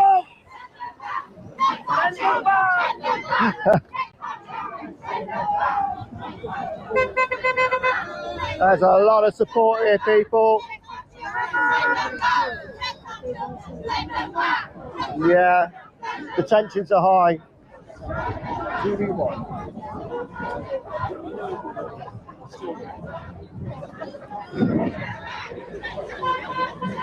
So we've got some patriots that end, and now we've got patriots at the other end. Bloody hell. I think that guy thought I was a lefty. Just went straight into attack mode, didn't he? And he didn't even know that I was from the same side. I don't blame him. People are, you know what I mean? They're emotional. He says welcome. When you all come on the boat, welcome here, isn't it?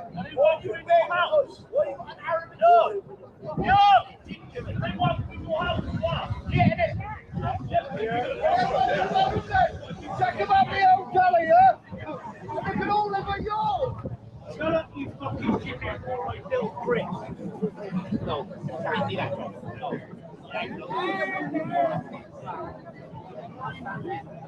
It's very hostile. Bloody hell.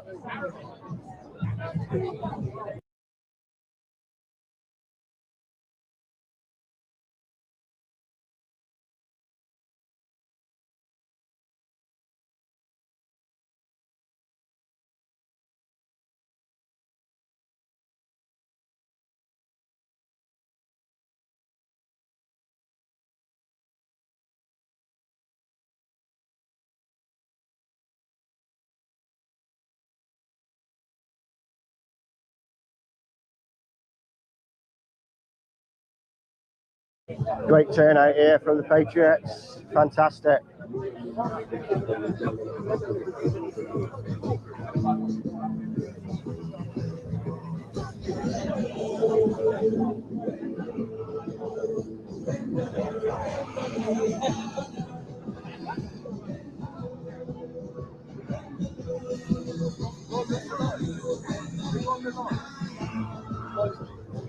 Yeah, you want to say something?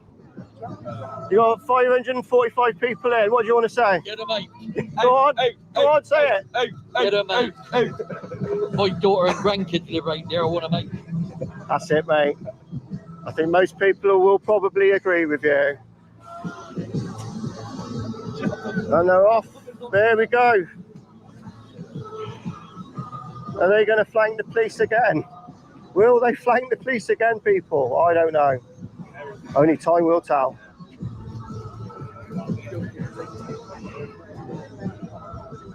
Smile, it's not that bad, is it?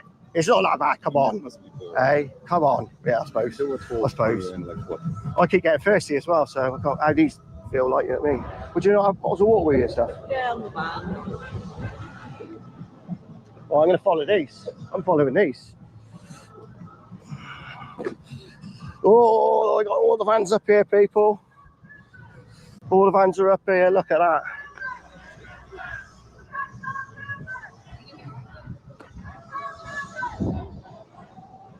Some little, they're trying to go around the other side, I think.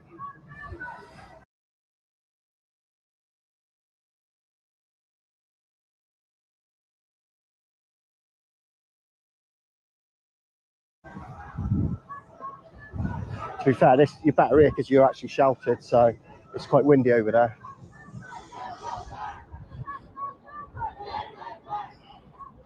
You can hear the chants of people. People are really angry.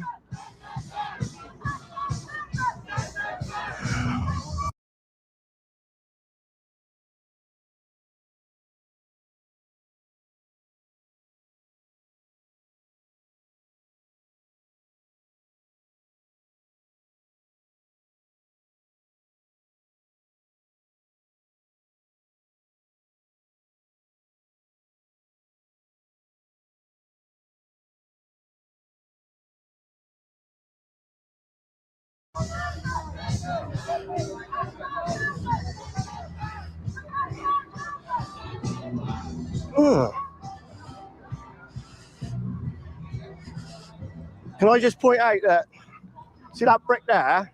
Yeah. That's already been used to try and twat somebody around the head. So I don't know if one of you wants to move that. All right. Because there's a few videos where one of these was running around with that. He's brought out weapons. What's happened now? All the weapons just here in that house there. An Asian family just pulled a load of weapons out on me just there. No way. Listen, that's why they're up there right now. Are the police there now, are they? They're up there right now because the house there pulled a weapon out. Oh. Oh, the police are there. The boys are already on it, to be fair. I think they're on it, look. Oh, it's going to kick off here, mate. I hope it doesn't. We don't want any trouble, people. We do not want any trouble. Trouble is what we don't need.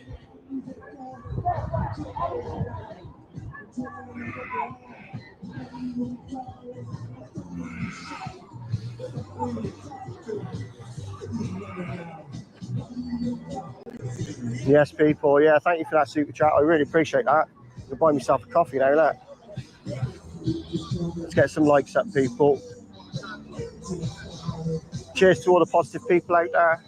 One love to you.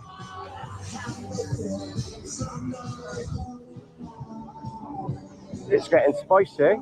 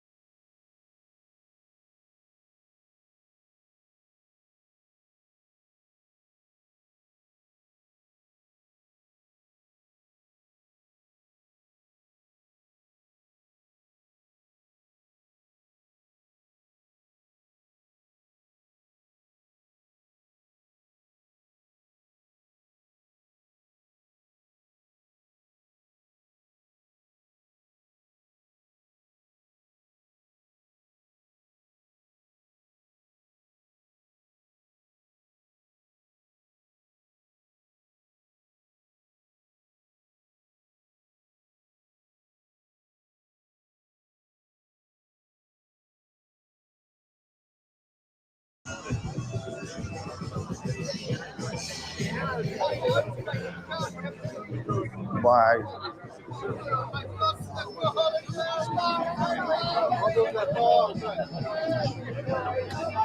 So somebody's pulled the weapon out on somebody or something. Police are going to go and have a look now.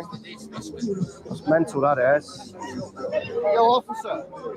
Apparently, some of my friends were walking around that corner, and there was a bunch of people with iron bars coming out. So what the officers do, apparently, was reporting.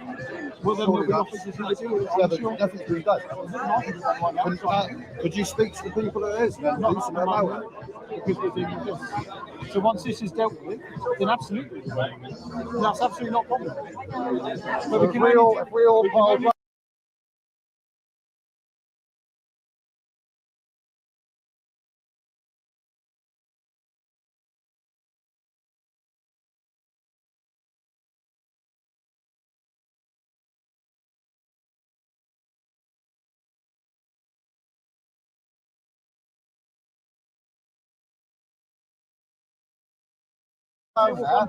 So if we all piled around there, then because then the people who are here, they hate being filmed, mate. They hate it. Well, then you're going to do what you're going to do. I will, mate. All back. And then when fixing a car, they throw it in the bar. Why? Why?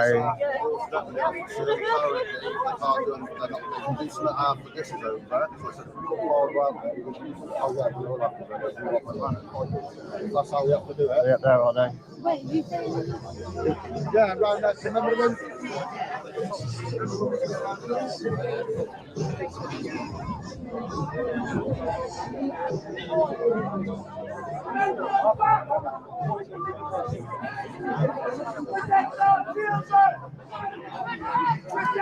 Let's go up here a bit. Right, lads. Yeah. Cheers.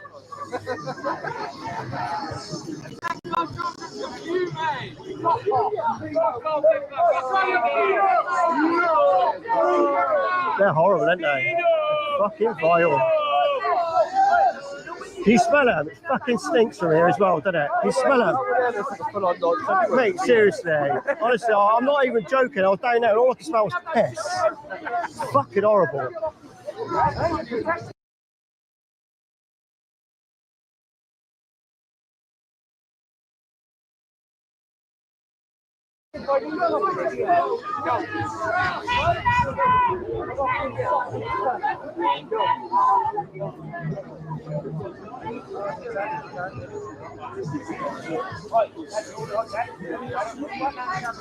I'll be back.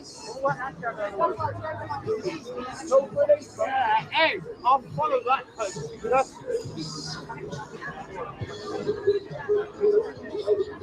And then I think they've stopped peeking out the windows now. They were peeking a minute ago, taking photographs. There, mate. Were they? In the corner. Ah, I see, I see. Yeah. He thinks he's a cheeky fucker. He won't when he goes home. No, hopefully. Get the call, mate. Get the fucker. Exactly, mate. Exactly.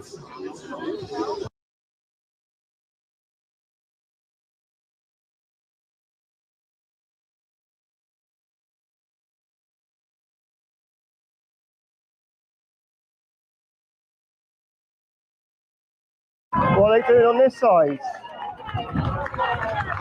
What is going on here? Why have they done that?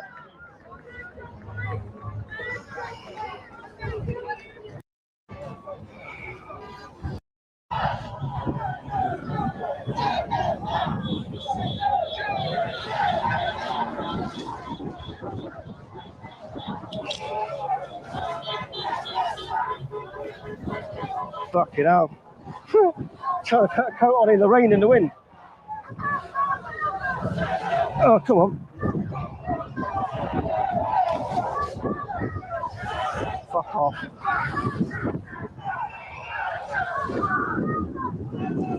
What a time. What a time for a fucking thorn to go into your fucking coat. What a bastard.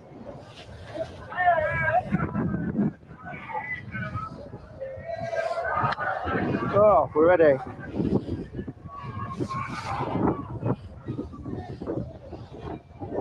Fucking hell. It's gone a bit mad here. Oh, for fuck's sake.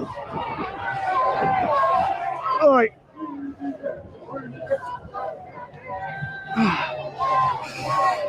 Sorry, I had to put my coat on. Got the Israel flag out there, look.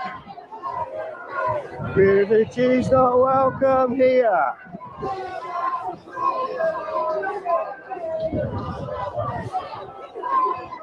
Right, I need to get over there to do a bit of filming.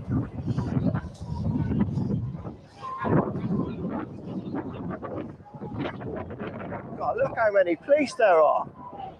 They're expecting some arrest there, aren't they?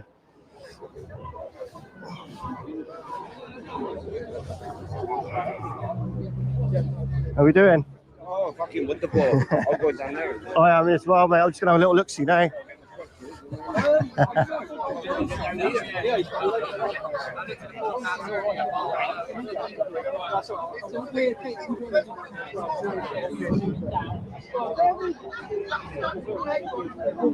Yes, people, it's absolutely raining now. We're full on raining.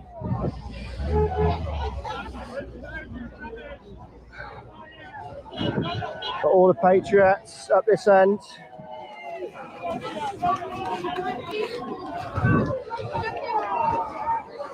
Oh, wow. That weather's turning a little bit now.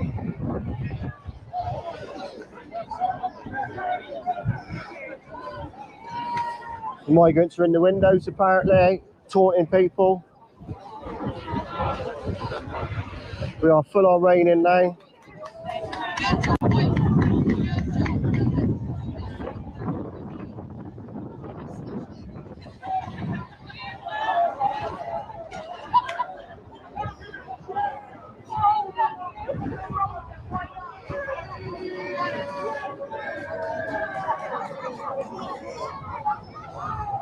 There we go, people.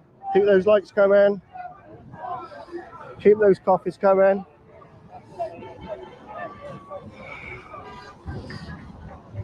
Yes. Nice. Let's have it.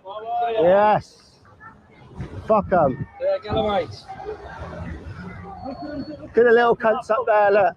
Look at them.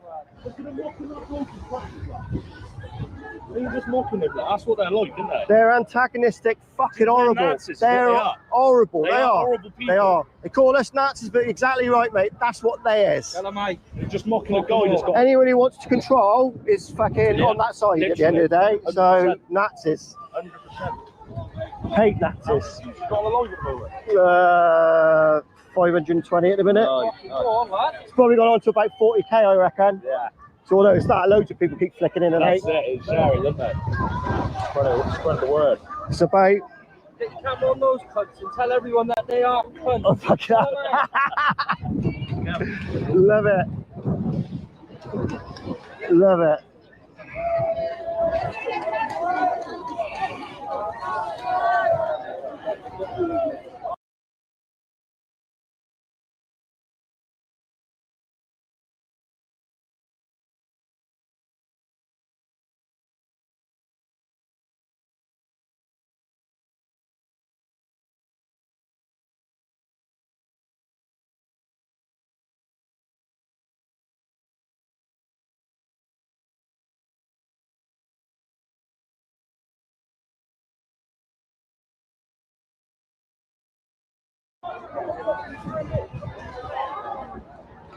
Oh, look at how antagonistic they are. He's just come over just to antagonise these two chaps here. So the left is certainly antagonising the people on the right side at the moment. I don't see it the other way round. Oh dear, what's happened here? Yeah, they're coming in here, or was that somewhere else? What's going on?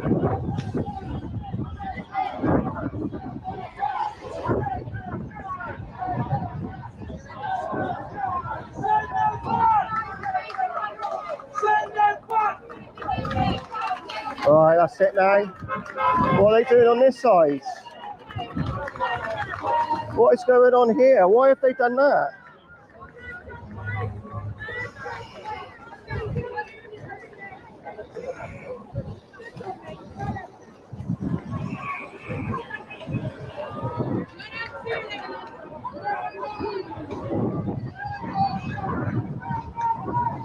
Well, why are they going on that side there? I don't understand what's going on here.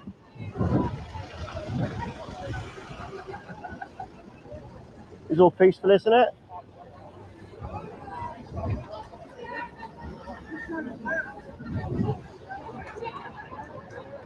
So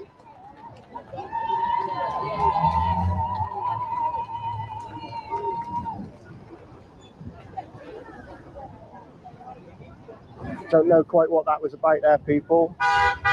Just to drop the office off.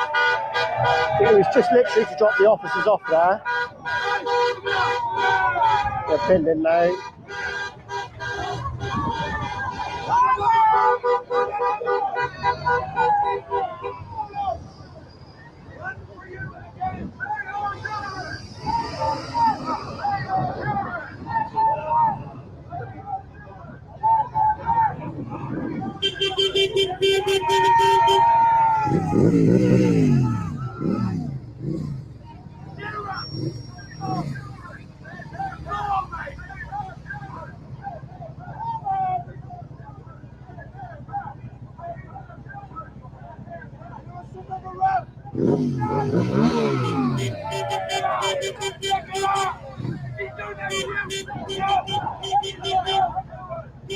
Oh, this is going to get spicy now, isn't it?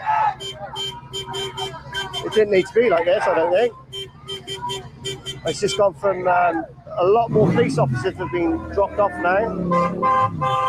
Wow. You see a lot of noise coming from the Patriots. People supporting, beeping their horns.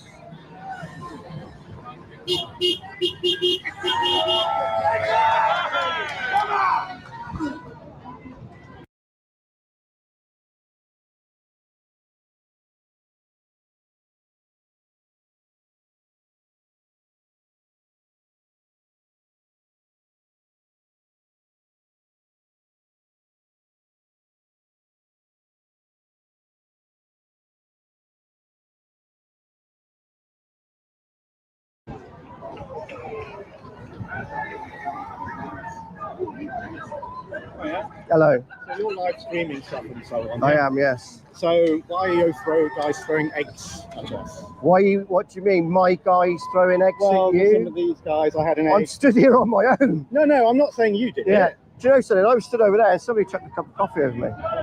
Okay, that's also a problem. I was stood next to a police officer as well. It was closer to him, mine, so I was okay. No, that's not the way we should be, should it? No. No. So, fair enough. But, you know.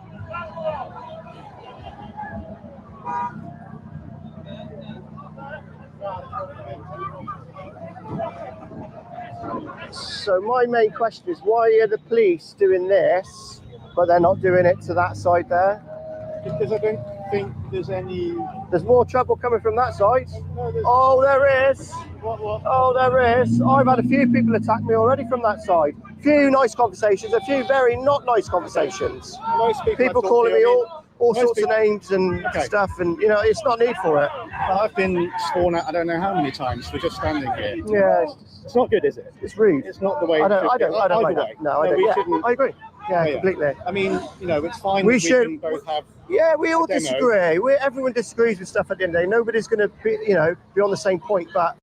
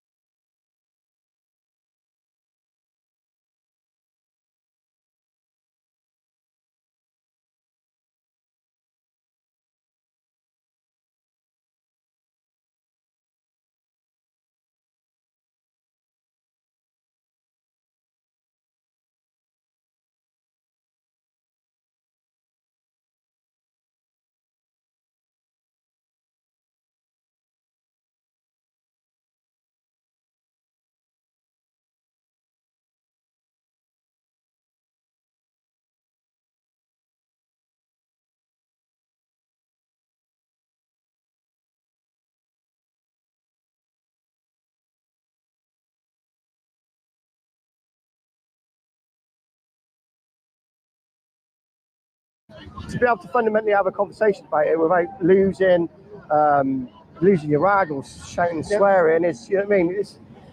It's debate, isn't it? But doing it in the right way. Yeah. Well, there you go. We agree. Yeah, we do agree. We do agree. How far have you come from? I live here. Right. I'm local. Okay. So me too. This is my city. Yeah, mine too. I would have worn my Gloucester rugby shirt, but I was in the wash. Oh, right, okay.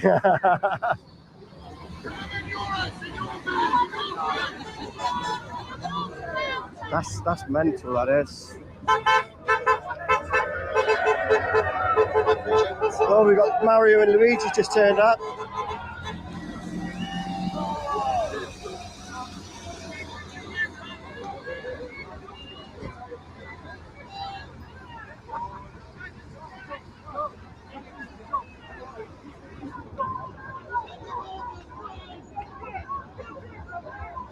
So I would cross, but I can't get over at the minute. Have a look.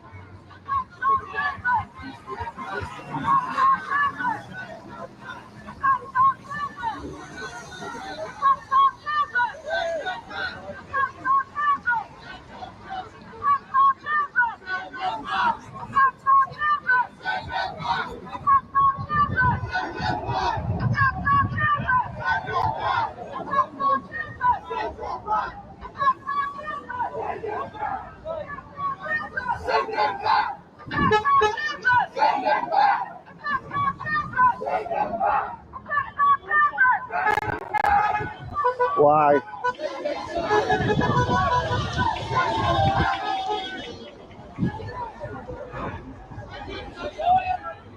The Patriots.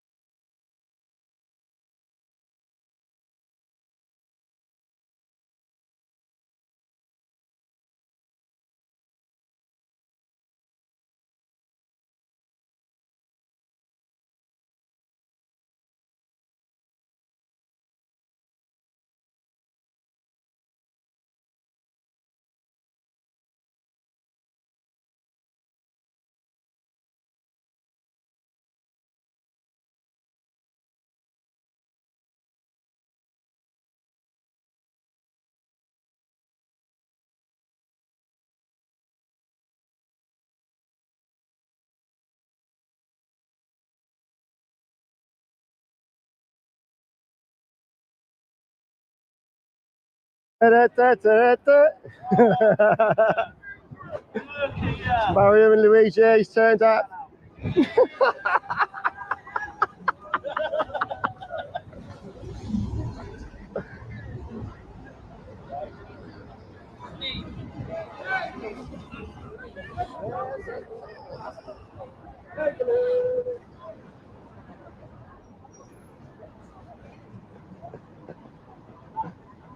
Literally, I've just had Mario and Luigi turn up to the protest. Oh God, she looks somber.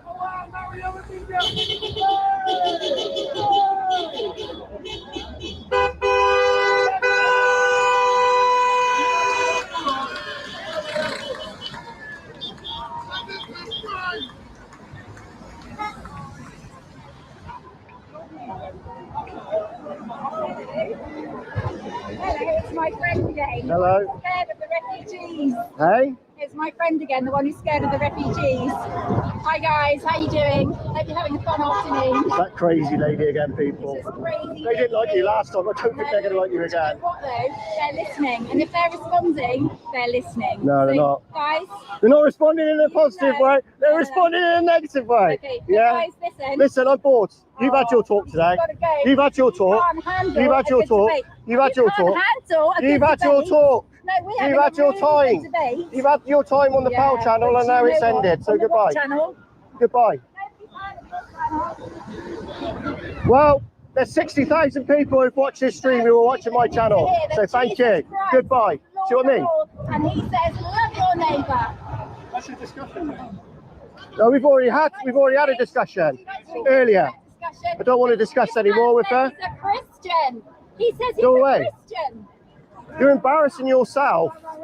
You've just come to me and verbally attacked me for no reason. So goodbye. Goodbye. Well, there's 60,000 people who've watched this stream who are watching my channel. So thank you. Goodbye. See what I mean? And he says, love your neighbour. That's a discussion. No, we've already had a discussion earlier. I don't want to discuss anymore with her. He's a Christian. He says he's Go a away. Christian. You're embarrassing yourself. You've just come to me and verbally attacked me for no reason. Jesus Christ would be absolutely ashamed of you. Yeah, because of your behaviour towards another Christian. Yes, Another Christian. absolutely. Guys, Jesus Christ would be ashamed of me. Take your face mask off. Why you got to cover your face? Why are you covering your face? Why are you covering? That's really. You don't even come from here. You come from Stroud. Go back to Stroud. Go back to Stroud. Crazy lady, people. Crazy lady. I'm not from Stroud. I'm from Gloucester. No, I said these. I said these. I wasn't referring to you.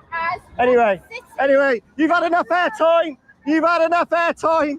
I'm not going to give her any more airtime, people, because she wants the airtime. Surely you won't go past it just to log down the time with it happening. Yeah, but I'm not Horrible, horrible, horrible lady. Horrible. Look at her stalking me.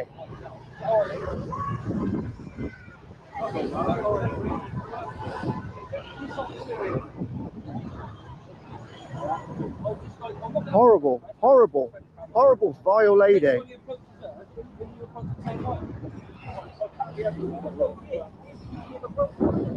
She ain't having no more airtime. No way. She can go.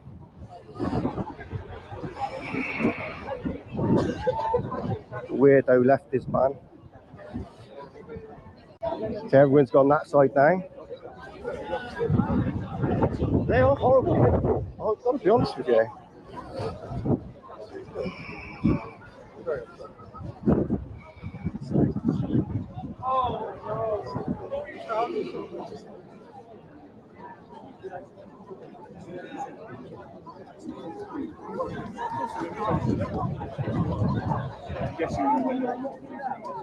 How you doing? Yeah.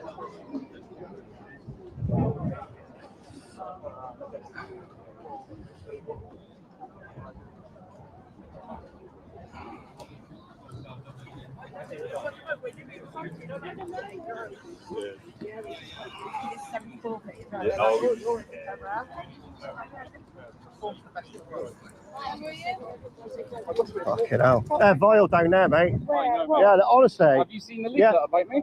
I haven't, mate. Oh, it's absolutely disgusting. Absolutely. Yeah. All lies as well. They are horrible, mate. They are horrible. They blame this on me. All like, sorts. Like, he solely blamed me as a person for the protest. Yeah. No, that's no. He's fine. Yeah. No. I want to go back to my car. You all right, lads? So far away. Is everyone all the way over there now? Is that everyone actually gone round? They just walk straight to the field. My son's like, They can't do anything, can they? my son's like up and down with a flag in the middle of the road. It's mental, this is. Yeah. You packed up there, We did you? were originally supposed to be there. That was originally confirmed to be our drive. Yeah. They got busted at 12:30. I was down here, they was here, mate. Yeah. They was all here. Yeah, they all got busted. They'll be gone as quick as they come. Watch. Because they'll get transport on the way. Come in, trust me. Do they know? Give them another hour, they'll be gone. But aren't they from Gloucester? Or they None of it, most of them aren't from Gloucester, no. They've been busting from Stroud and outside in areas. So they're not, a lot of them, some of them are, don't get me wrong, because I've gone in and I've spoken to quite a few of them. Well, I was speaking to But majority have been busted in. I know that because I was down here when they all started piling out. So We're all from Gloucester. yeah, well I'm local. I'm Gloucester. I'm from Kingsway. Local. And I want to go home, but my son won't answer. Oh his bless phone. you. Get yourself in some shade, love. Yeah. He's in the middle of that, not over there. Is he? All I see is in the I was down there, but they were so vile down there. I've just moved away. I don't want trouble. I'm trying to film. No, that's what I've got 500 people on here. I'm not looking Wait, to sort are of. you online? Yeah, I've got a live stream running at the minute. Yeah, I've got 563 I'm on the people. police side. My school find out. School says no, because I've got to You should never be scared to speaking up to what you No, I feel. just put my Yeah, son you should in never the be scared. street. Never be scared. Yeah, always say. Yeah. Right, let's go and have a little look.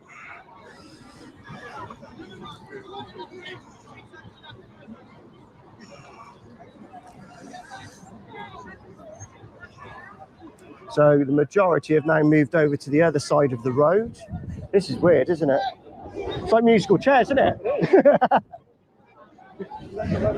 Oh, mate, honestly. Won't be long now, will it though? Yeah. I'm on YouTube. Yeah, you got 567 people. There you go. Got a nice friendly police officer. You give us a smile and a wave there. There you go. He's one of the good ones. One of the good ones. If they like to interact with you and they smile with you, I guess that, you know, that's a good thing.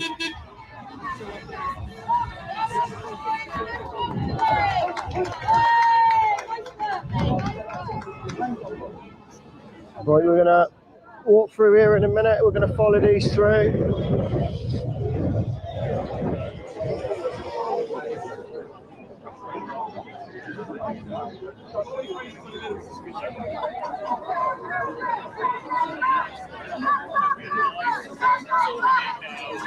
Oh dear. I'm all right, mate. You? Bit wet.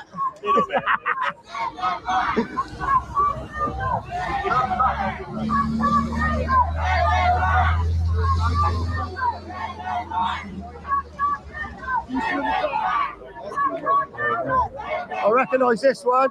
You've been on one of my videos before, you haven't you? You couldn't check my phone.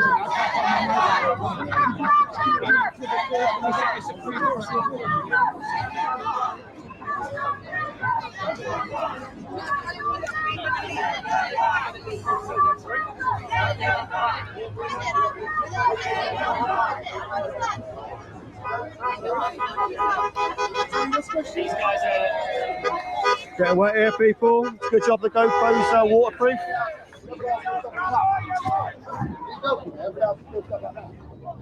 There's no one up there. They will come down. They will come down. There's about half a dozen people up there, maybe a dozen, most. They're all down here now.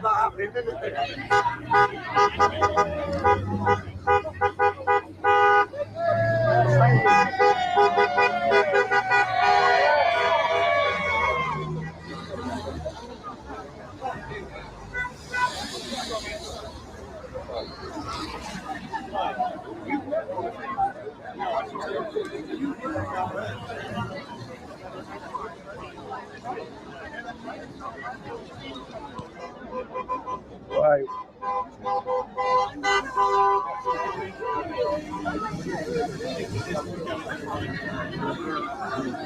Getting absolutely soaked here, people. There's a big sort of crowd on the road now. It's got to move from the other end of the hotel up this end now. I guess it's a little bit more dangerous because of the traffic. Honey, can I actually just stand over this side of the line for it? Well, any particular reason why I'm on the path? I know which side you're on. I've met you before, so I need you to stand on this side. Why? Because we're trying to create a space between these Mate, guys. I'm filming. Nobody's stopped me or given me any issues. No, I'm just asking you to stand this side of the line. But I want to film here. That's fine. I'm not stopping you from filming. And then when I go there, are you going to let me back? I'm not going to let you pass this way. That's why we created this situation. So can I ask you to go this way? So take your hands off me. Take your hands off me. Take your hands off me. Do not touch me. Right? Do not touch me. Do not touch me. Be very, very polite to you guys today. Right? Don't start manhandling. Right? You got 500 people watching you. Yeah? The public are watching you and your behaviour. Disgusting.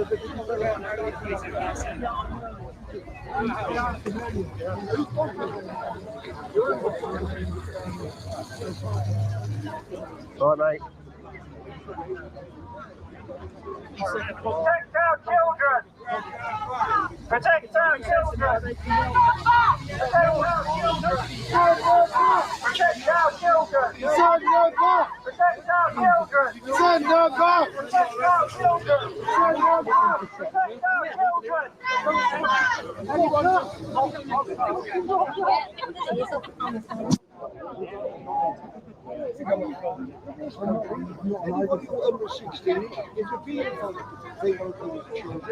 There is literally yeah. Right, I'm going to text you now and I'll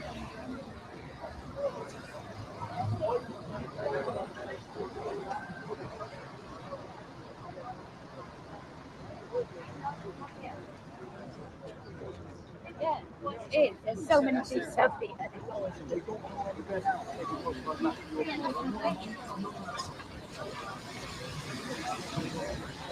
Right, just cross here and I'm going to get over to the other side, people.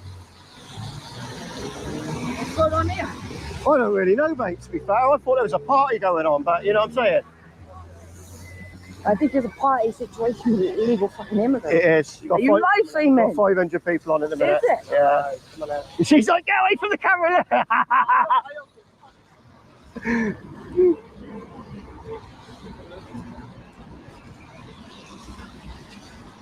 Fucking police, mate. Fuck the police. Fucking rude cunts. Fuck them. I've been polite all the way through this. Well, get your fucking hands off me, cunt. Touching me.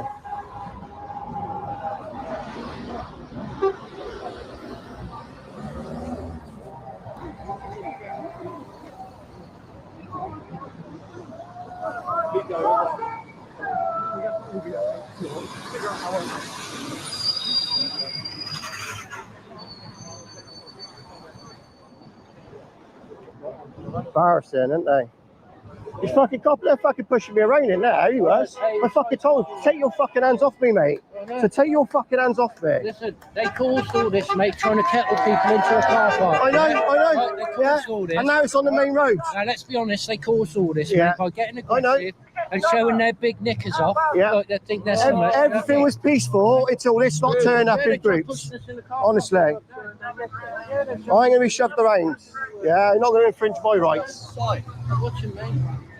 It's all on film. It's all on film at the end of the day. On YouTube. Oh, we're on YouTube. Yeah, boys. Got 581 people. There you go, yeah. Get rid of her. Patriots. There we go. Let's not have a way with people. Yes. All right. I imagine they're on lockdown, are they?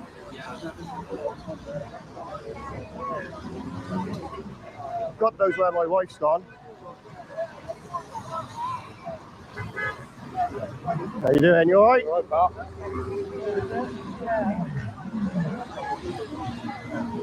So on the other side now, people.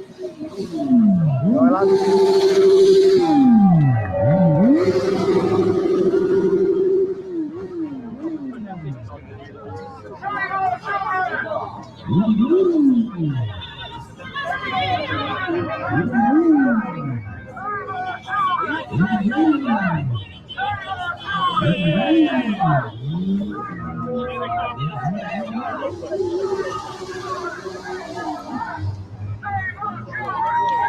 Where are you? I'm here. Like this is drink room, yeah? I've been trying to find you, but it's really hard with all these people. I've just fucking police officer just pushing me around there. Told him to take your fucking hands off me. Prick. Not fucking pushing me around. I know.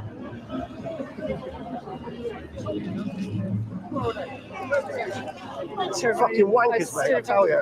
I've been nothing but polite today, up to that point. They're just getting assy because no one's kicking No, off. like I said, you got fucking 500 people watching him there. 600 now.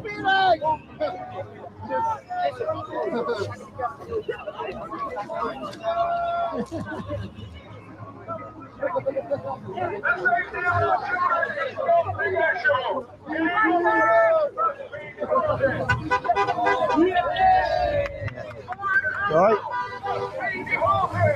If you walk off, I'll be here. I won't move from Yeah, here don't now. stop- yeah, I was going to say, I went up there to find you. Because everybody went down here. I didn't want to stand up there on my own.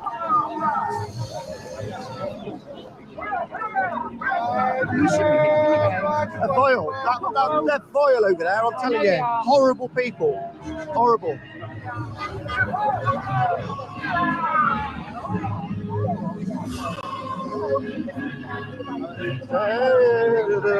Hey!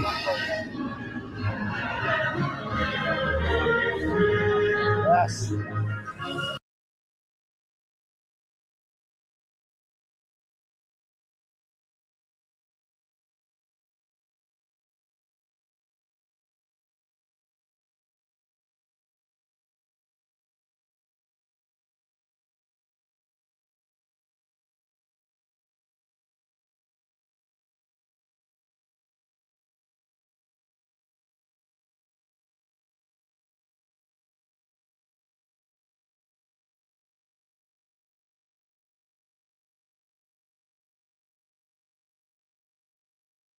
All right. Yeah. You've got a bit baptized. How are you? Sorry, mate. And the kids, good to see the kids here as well, isn't it?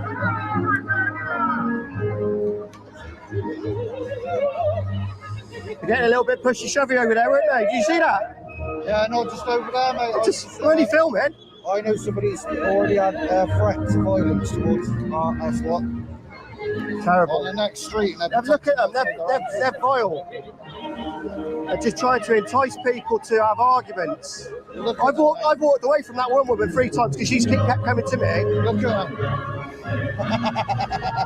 That's all you have to do is just look at them. Yeah. They're not even from this area. What annoys me, if they was from Gloucester, I'd be like, fair enough, but they're not. Mate, you walk up to any of them and start talking to them, you know they're not from Gloucestershire. Yeah, they talk too posh. Very strange. Well, you go into Stroud, mate, and look at what's hanging on their main council building, mate. That says everything. Exactly. This is a bit dangerous, this is.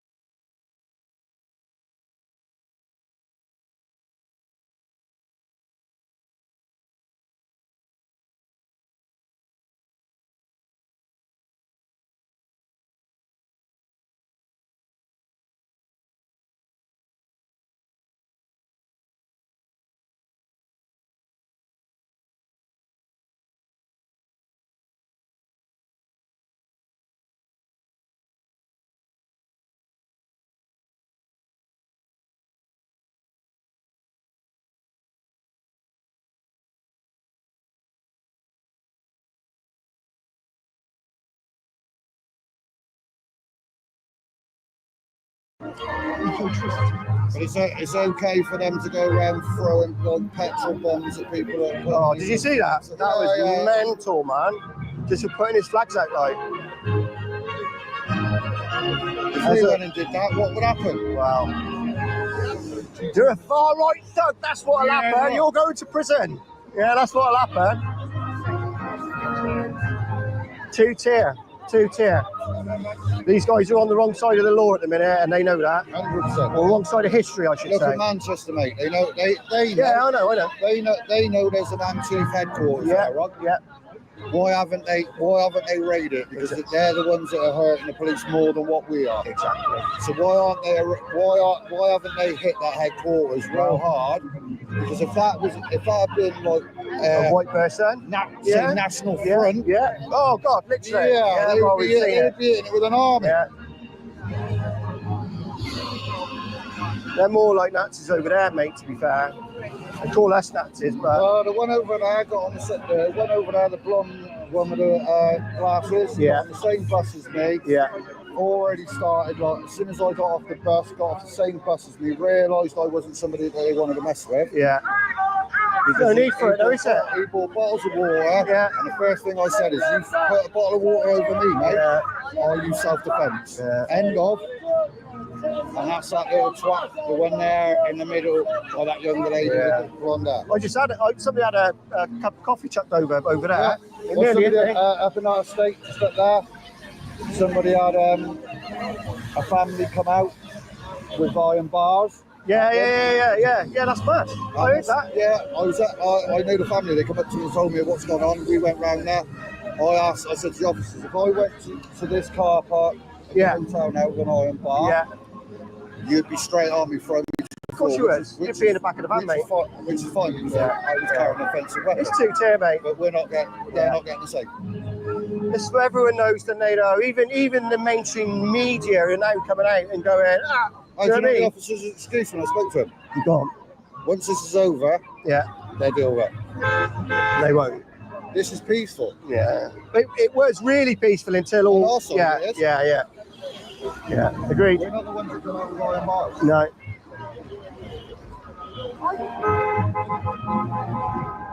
Right, let's go mingle. I'll go have a look. Good place. I like that. I'm soaking.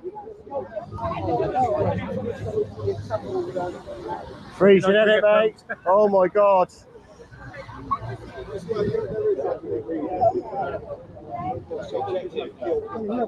What is happening? I do not know.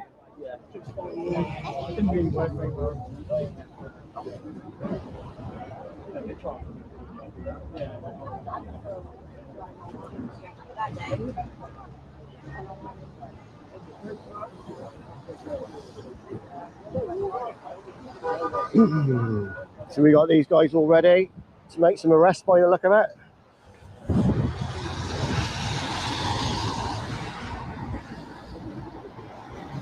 It's all come to the roundabout now. There's more police.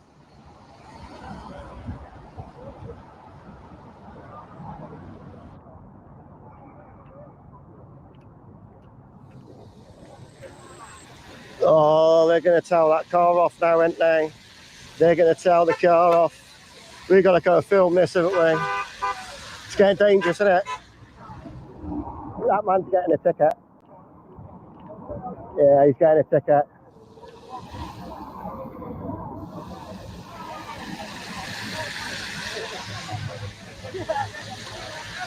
Yeah, he's come to make an arrest.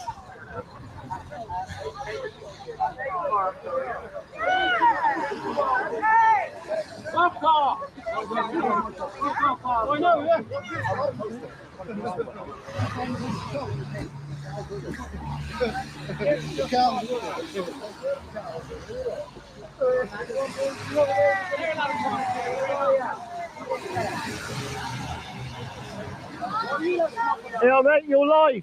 You're live, mate. Send them out, mate. Send them out. What are you saying? Go out the fucking way they came in here. Yeah.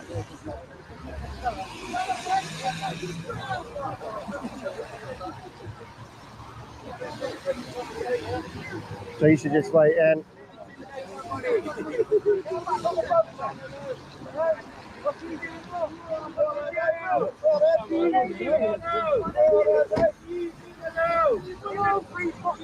These guys are ready to make an arrest.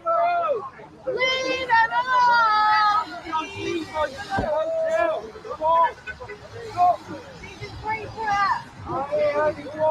Don't be getting all bullied, Leo!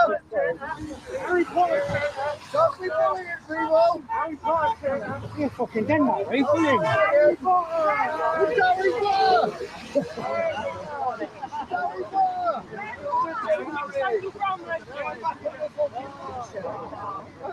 I've got that car will go back off on there, will it?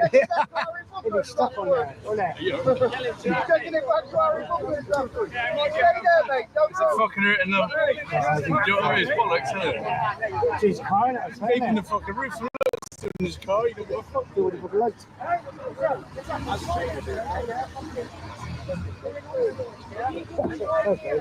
Yeah, fair play.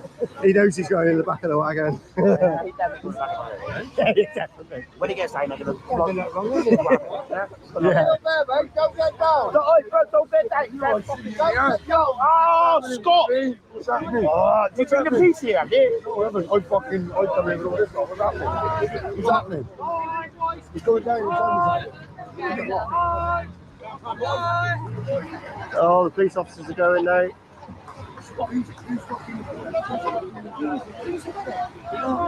They're gone. They're gone. He's done his protest. He's still there. But they got his number. They'll get him later. Dear, dear me, this is dangerous. This is, isn't it? This is dangerous. This is.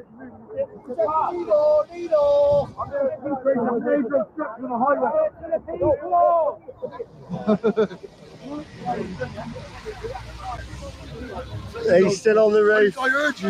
I was walking over here. I fucking heard your voice. I'm like, that's fucking Tom.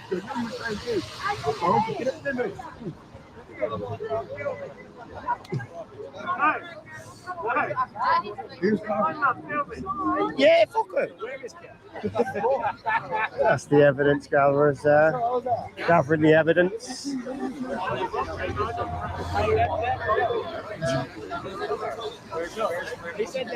Cheers, people. Someone phone JD. Someone buy us a coffee, will ya?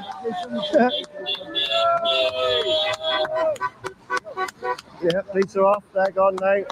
They're gone. Goodbye. See you later. They're gone. Fucking mental.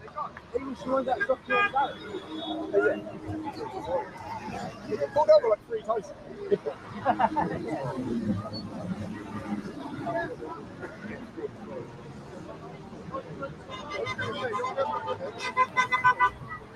Yes. Oh, thanks for the super chat. Appreciate that. Thank you. I'll get myself a coffee now. Look. Much appreciated. Let's get these likes up, people. I want to go for a record like on these streams. If you agree with what we're doing here and you are a patriot, please press that thumbs up now.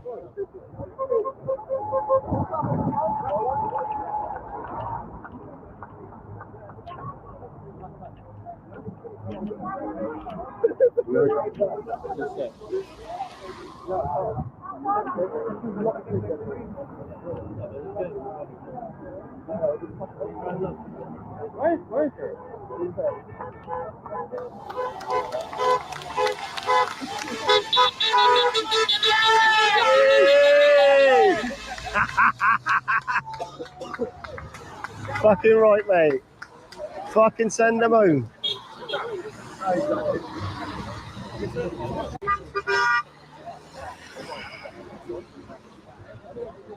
He wants to get down there. They're going to nab him as soon as he steps off that roof, aren't they? But he can't. Look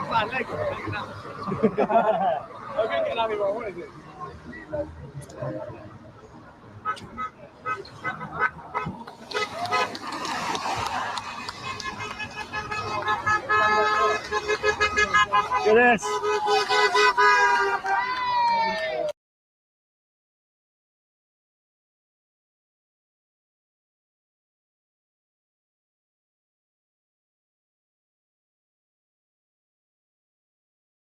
Bit of support for people.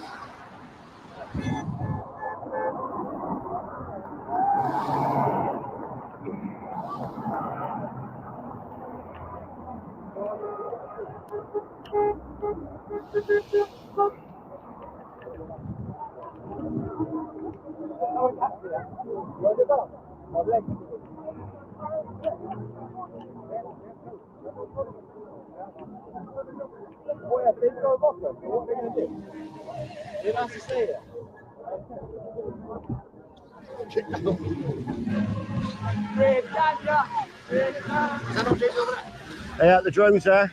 The drone's got you. It just landed behind that van. That was a police truck.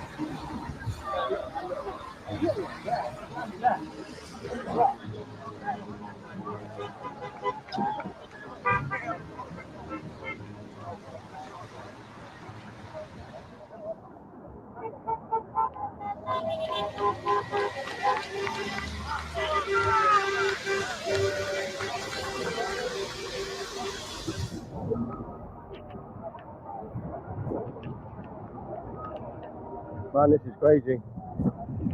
Right. I think maybe we want to get down there.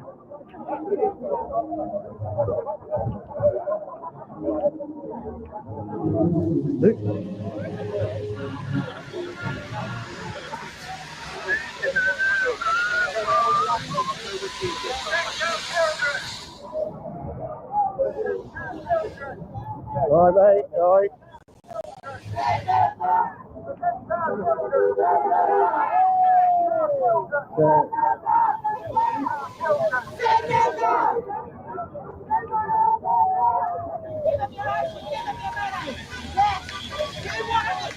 Give them your ashes, give them your money. Put the veterans where they belong. How's the veterans? Not you lot. You want them, you take them, you send them back. Whatever. Go on. Go on. The veterans need this hotel. The ones on the street that have laid their lives down for this damn country. Not for you lot to come over and do it, you damn well please. The veterans need it, the veterans need it, not you lot. My dad fought for this country. He saw his partner, his mate's brains blowing off next to him. He fought to save this country for us. And you lot want to come over here and just do what you want. And rape our children and take our women. Fuck off! Fuck off! Welcome.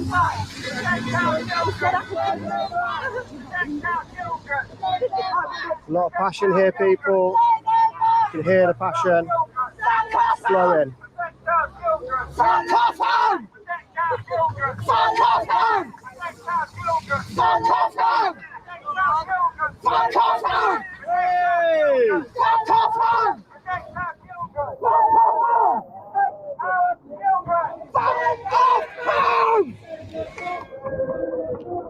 His left has gone quiet now, lad. It's raining. They've earned their money. They've had their day out. I think it's time to go home.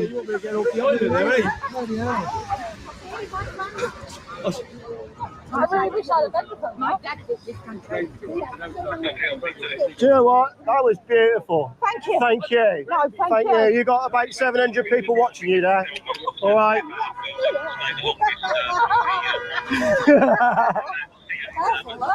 All right. God bless you. God bless you.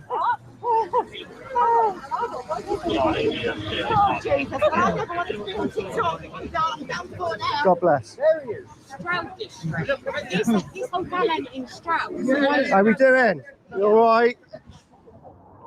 That's it.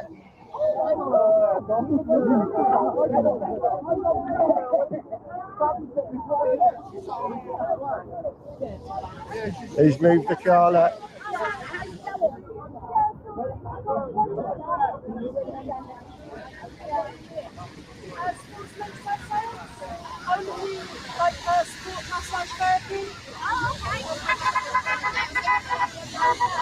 Oh, the doggy, the doggy.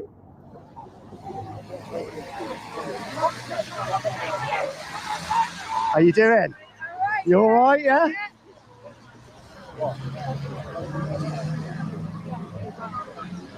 Starting to fizzle out a little bit from the lefty side now.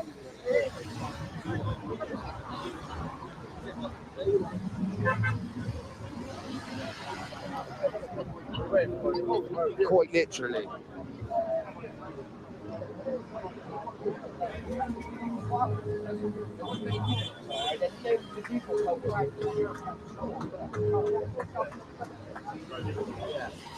How we doing? You all right? Yeah, we're getting there, mate.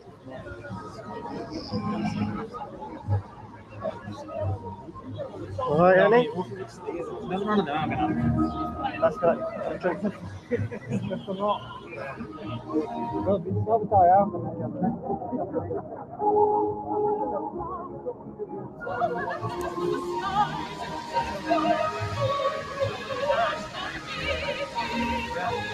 That's right, you watch them ones. They need watching.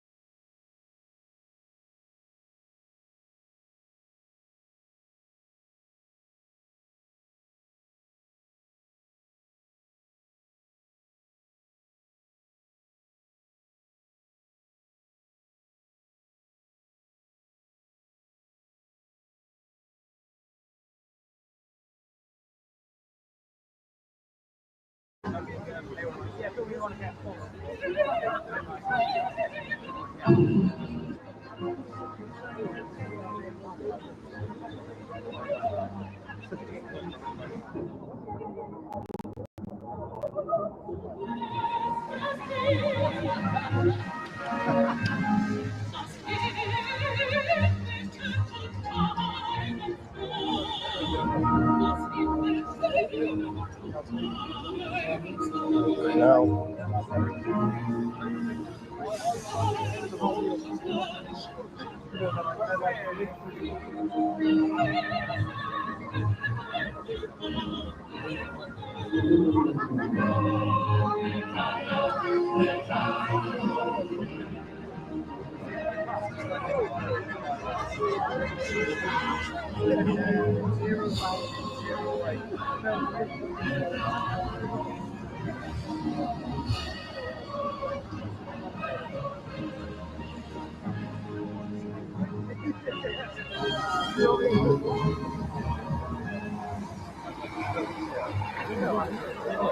Right. Yeah, careful, you say.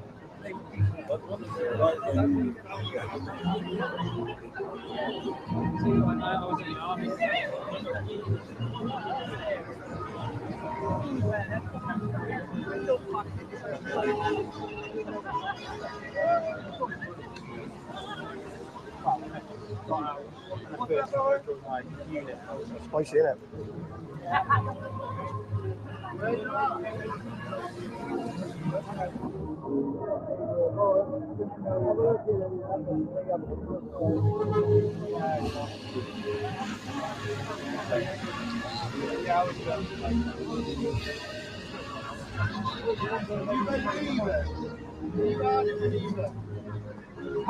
No pun intended. I do believe it.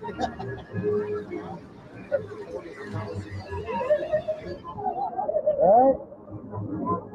No, the bright colours and something else.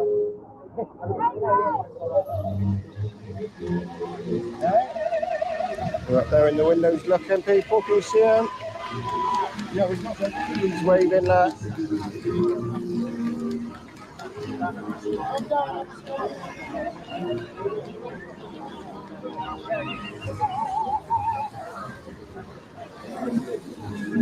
Come taking a piss up there, waving. Can you see him? Waving, but it's glorious. He's taking the piss, isn't he?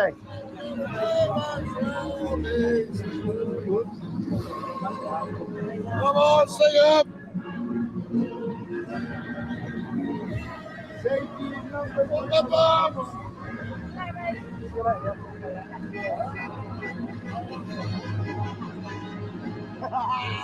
No, I can't seem to do things like that. Come on down. Where are you sat all in the dry, I suppose? You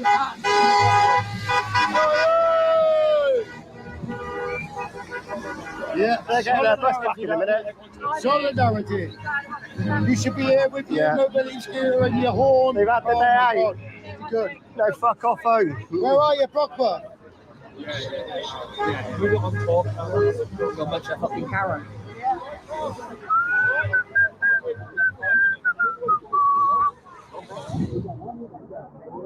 Don't walk back.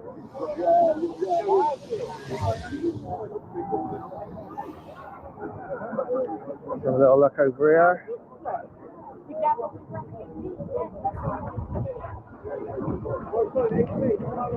Cheers, people. Keep those lights coming.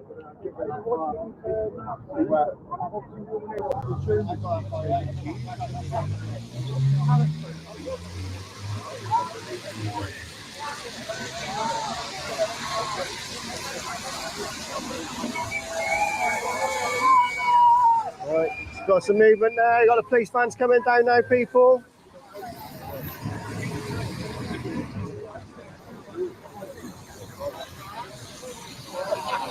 How come you only got a little back? I left it, I just left it on the van.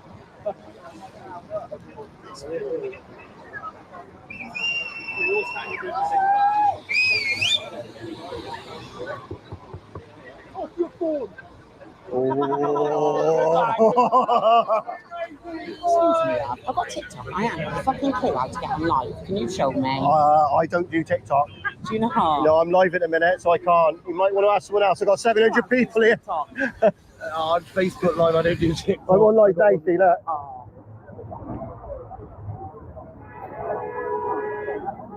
Whoa!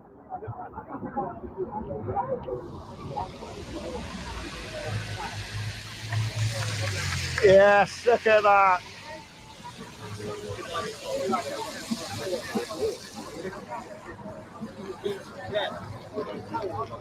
See those lights coming, people. This lady's on her own here on, go and see. Let's have a look what this sign says here. Protect our kids. Yeah.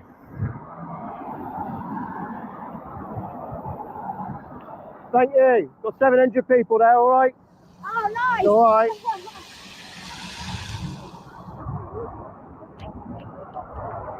To show you support, people.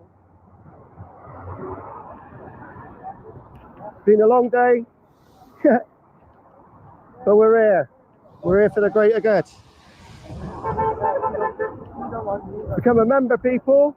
Help the channel grow. If you want to get a membership badge, yes, join the membership, people.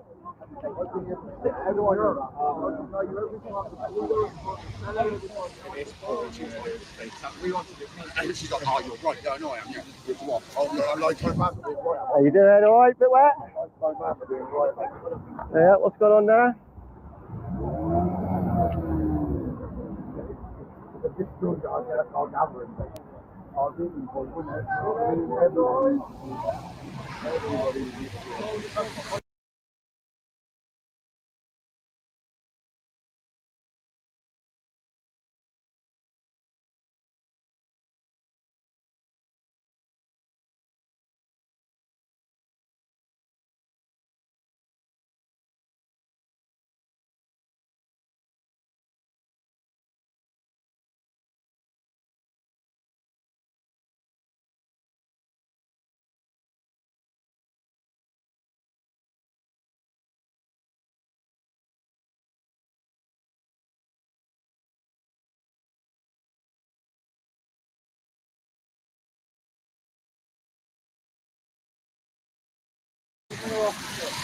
That's it, people.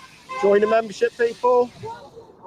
Help the channel grow, people. And we've also obviously got Super Chats and Buy Me a Coffee on the main page. So if anyone wants to feel generous today, by all means, Buy Me a Coffee app is there.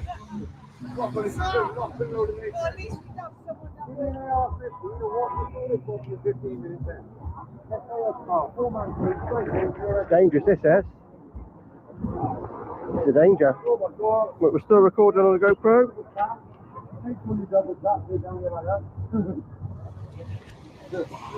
There we go.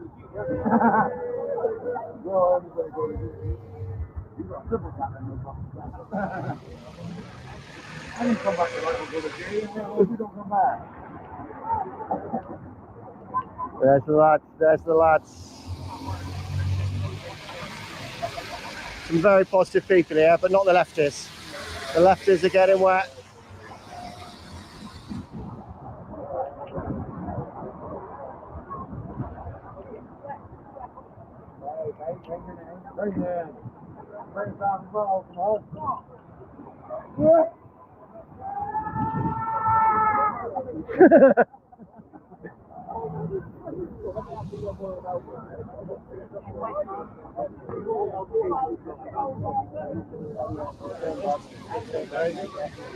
All right, lad, you all right?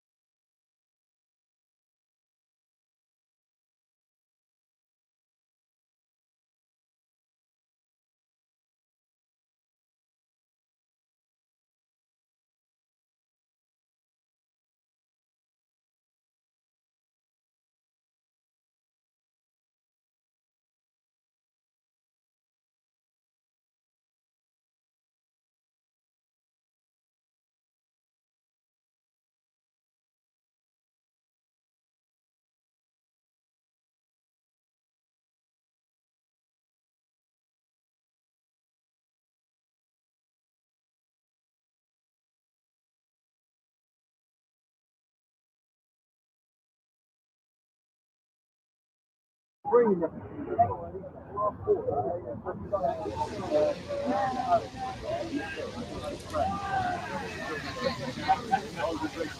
Yeah, look at that, 519 likes. Keep those likes coming, people. Keep them coming. Yeah.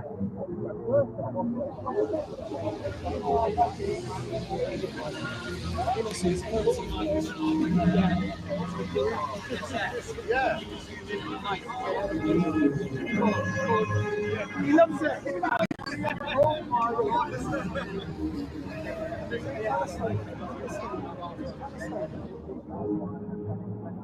All right, lads. Oh, how was it, sir? Yes. Living the dream? Living the dream, mate. Living the dream. How many people watch it? 530 something. I'll say hello, I'll say hello. Go on. Hello, guys, how are you? My name's Max, I'm from Bristol. Yes. Living the dream here, there's loads of people, we're all getting beeps, not them. We're all getting beeps. They think it's for them, they think it's for them. Just shows how fucking thick they are, too. Exactly, mate. Cheers to that one, lad. Lovely jubbly, huh?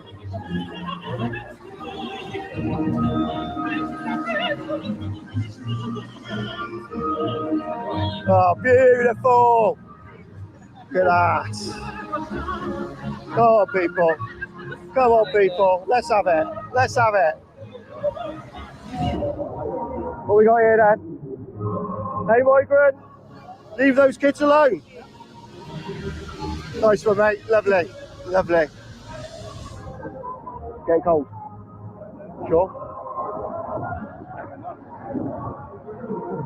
Right, buddy. How we doing? Yeah, not bad. We're getting there.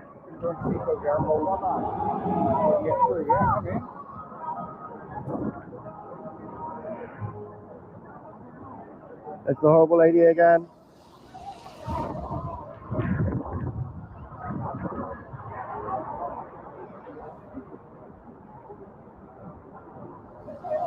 So we've all moved from this end here, where it started, and it's all literally just come down this end completely now. It's quite dangerous, to be honest with you.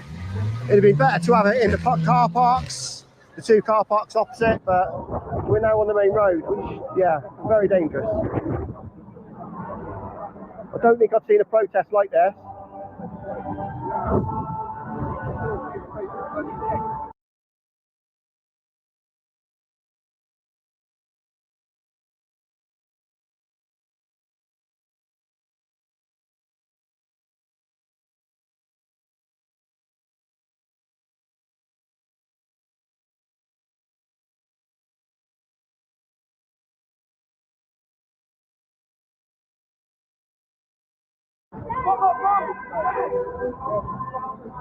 When they're up there, they're taking a piss, they're waving, they think it's funny. It ain't going to be funny when they're back on the boat, going home.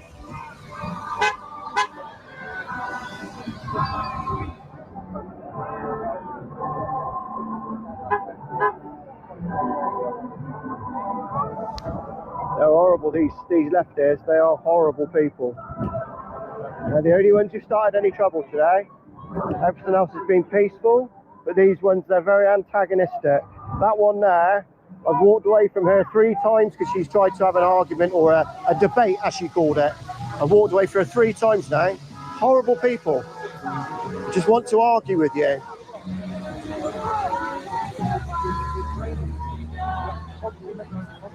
The British people, this is what it's all about.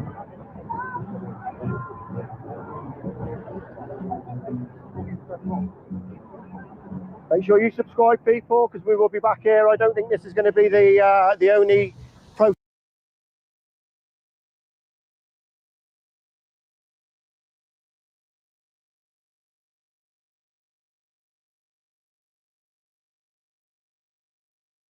here. I think there will be many, many more.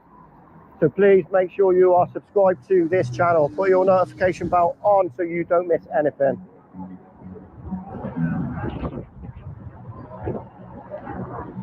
Yes.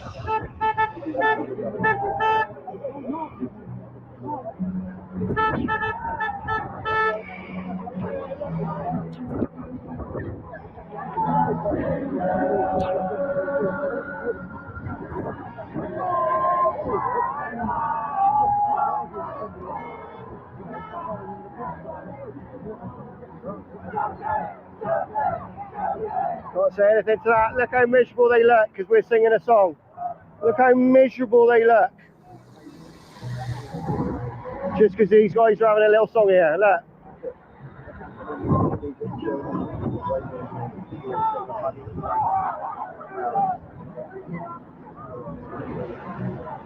We're still on the GoPro. Don't know what the quality's going to be like because it's been raining, but we'll upload that later and we'll have a look.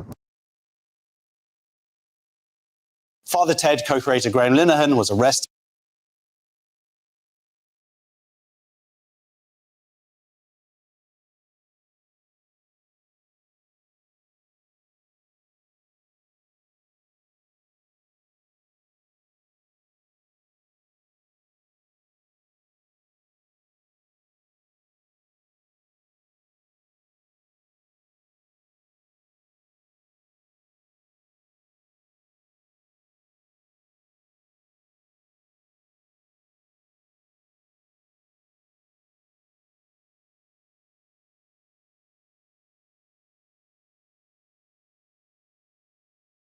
one. There we go. There we go. That's better.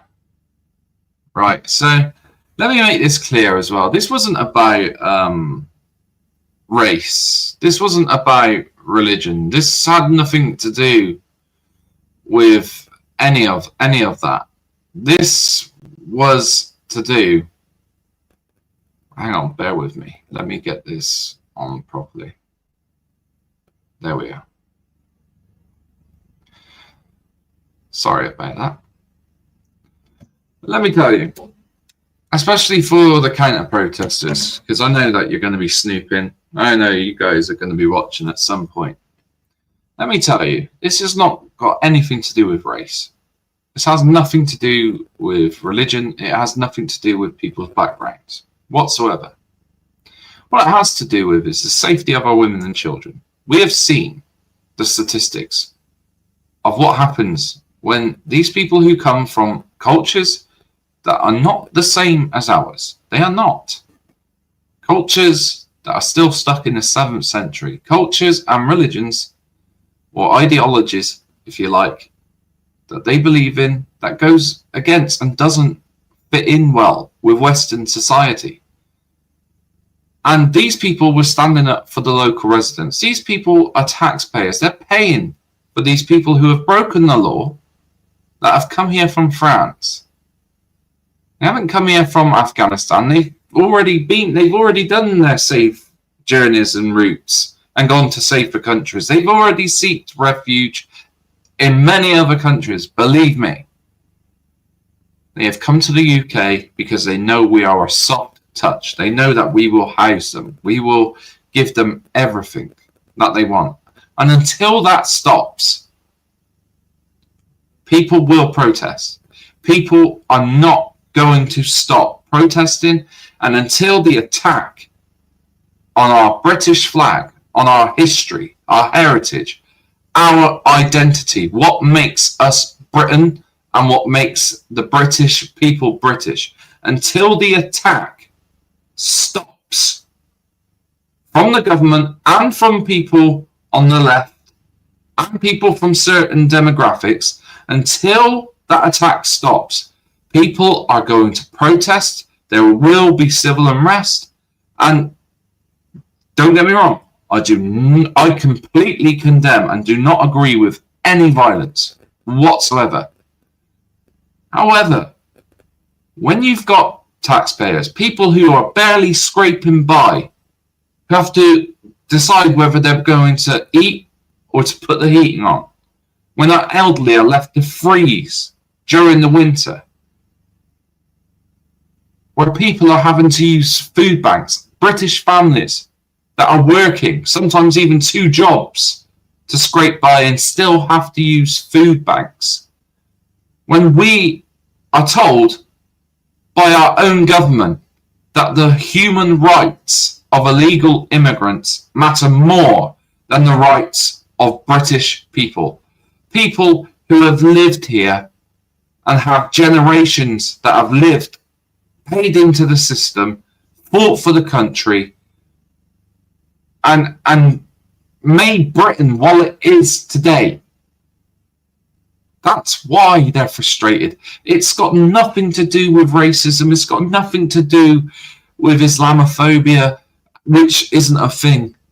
And that was made up by the Muslim Brotherhood, by the way. Go and research that phrase before that creeps in through the back door, and we got blasphemy laws coming very soon. So guys, remember, be careful what you say, be careful what you write, because you will have Prevent knock on your door like they did mine. Okay? But this, you see the flags that there are on lampposts, you've seen the roundabouts, you've seen the protests. They're just going to get larger, they're just going to get more popular, and it won't stop. And eventually people will stop paying council tax, people will stop going to work, people will stop taking their children to school because it's unsafe. And we are on the cusp, we are on the very edge, and I mean, we are literally one or the next attack to take place on British soil, especially if it is anything like what happened in Southport. If anything like that happens in the near future, I really do not see there being any peace in the UK. And I would hate to see our streets filled with people, my British brothers and sisters out there protesting or fighting or God knows what else.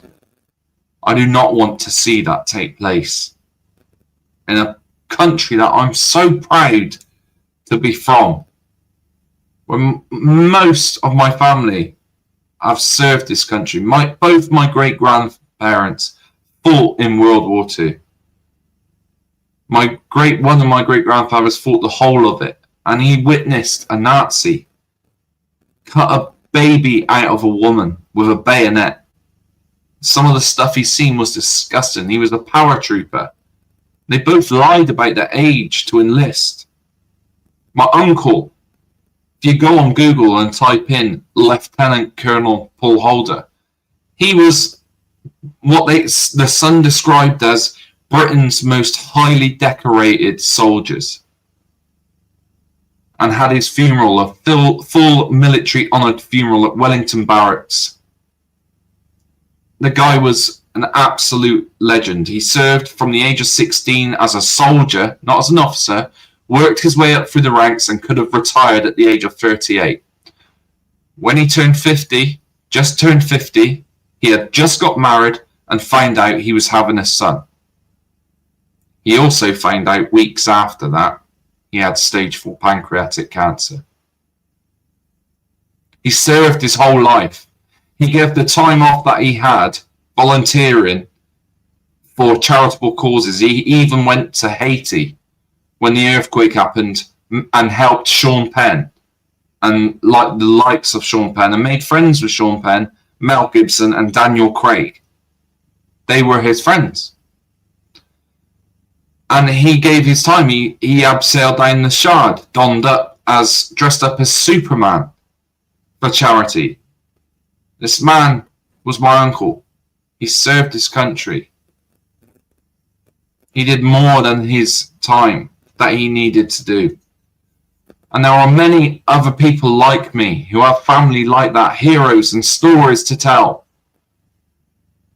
That's why they are frustrated. And even those that are on the left, on the counter protesters, those, just think of your family. Go speak with, if you're my age or you're younger, go speak with your grandparents and ask them what they think, what they believe in.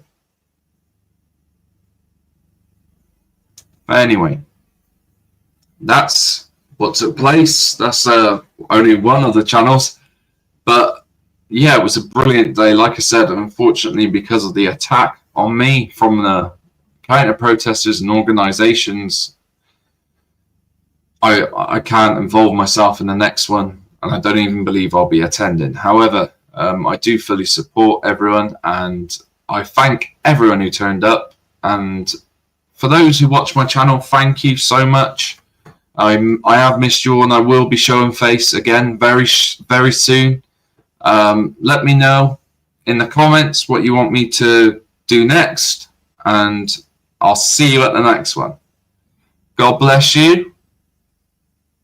God bless everyone. God bless Britain.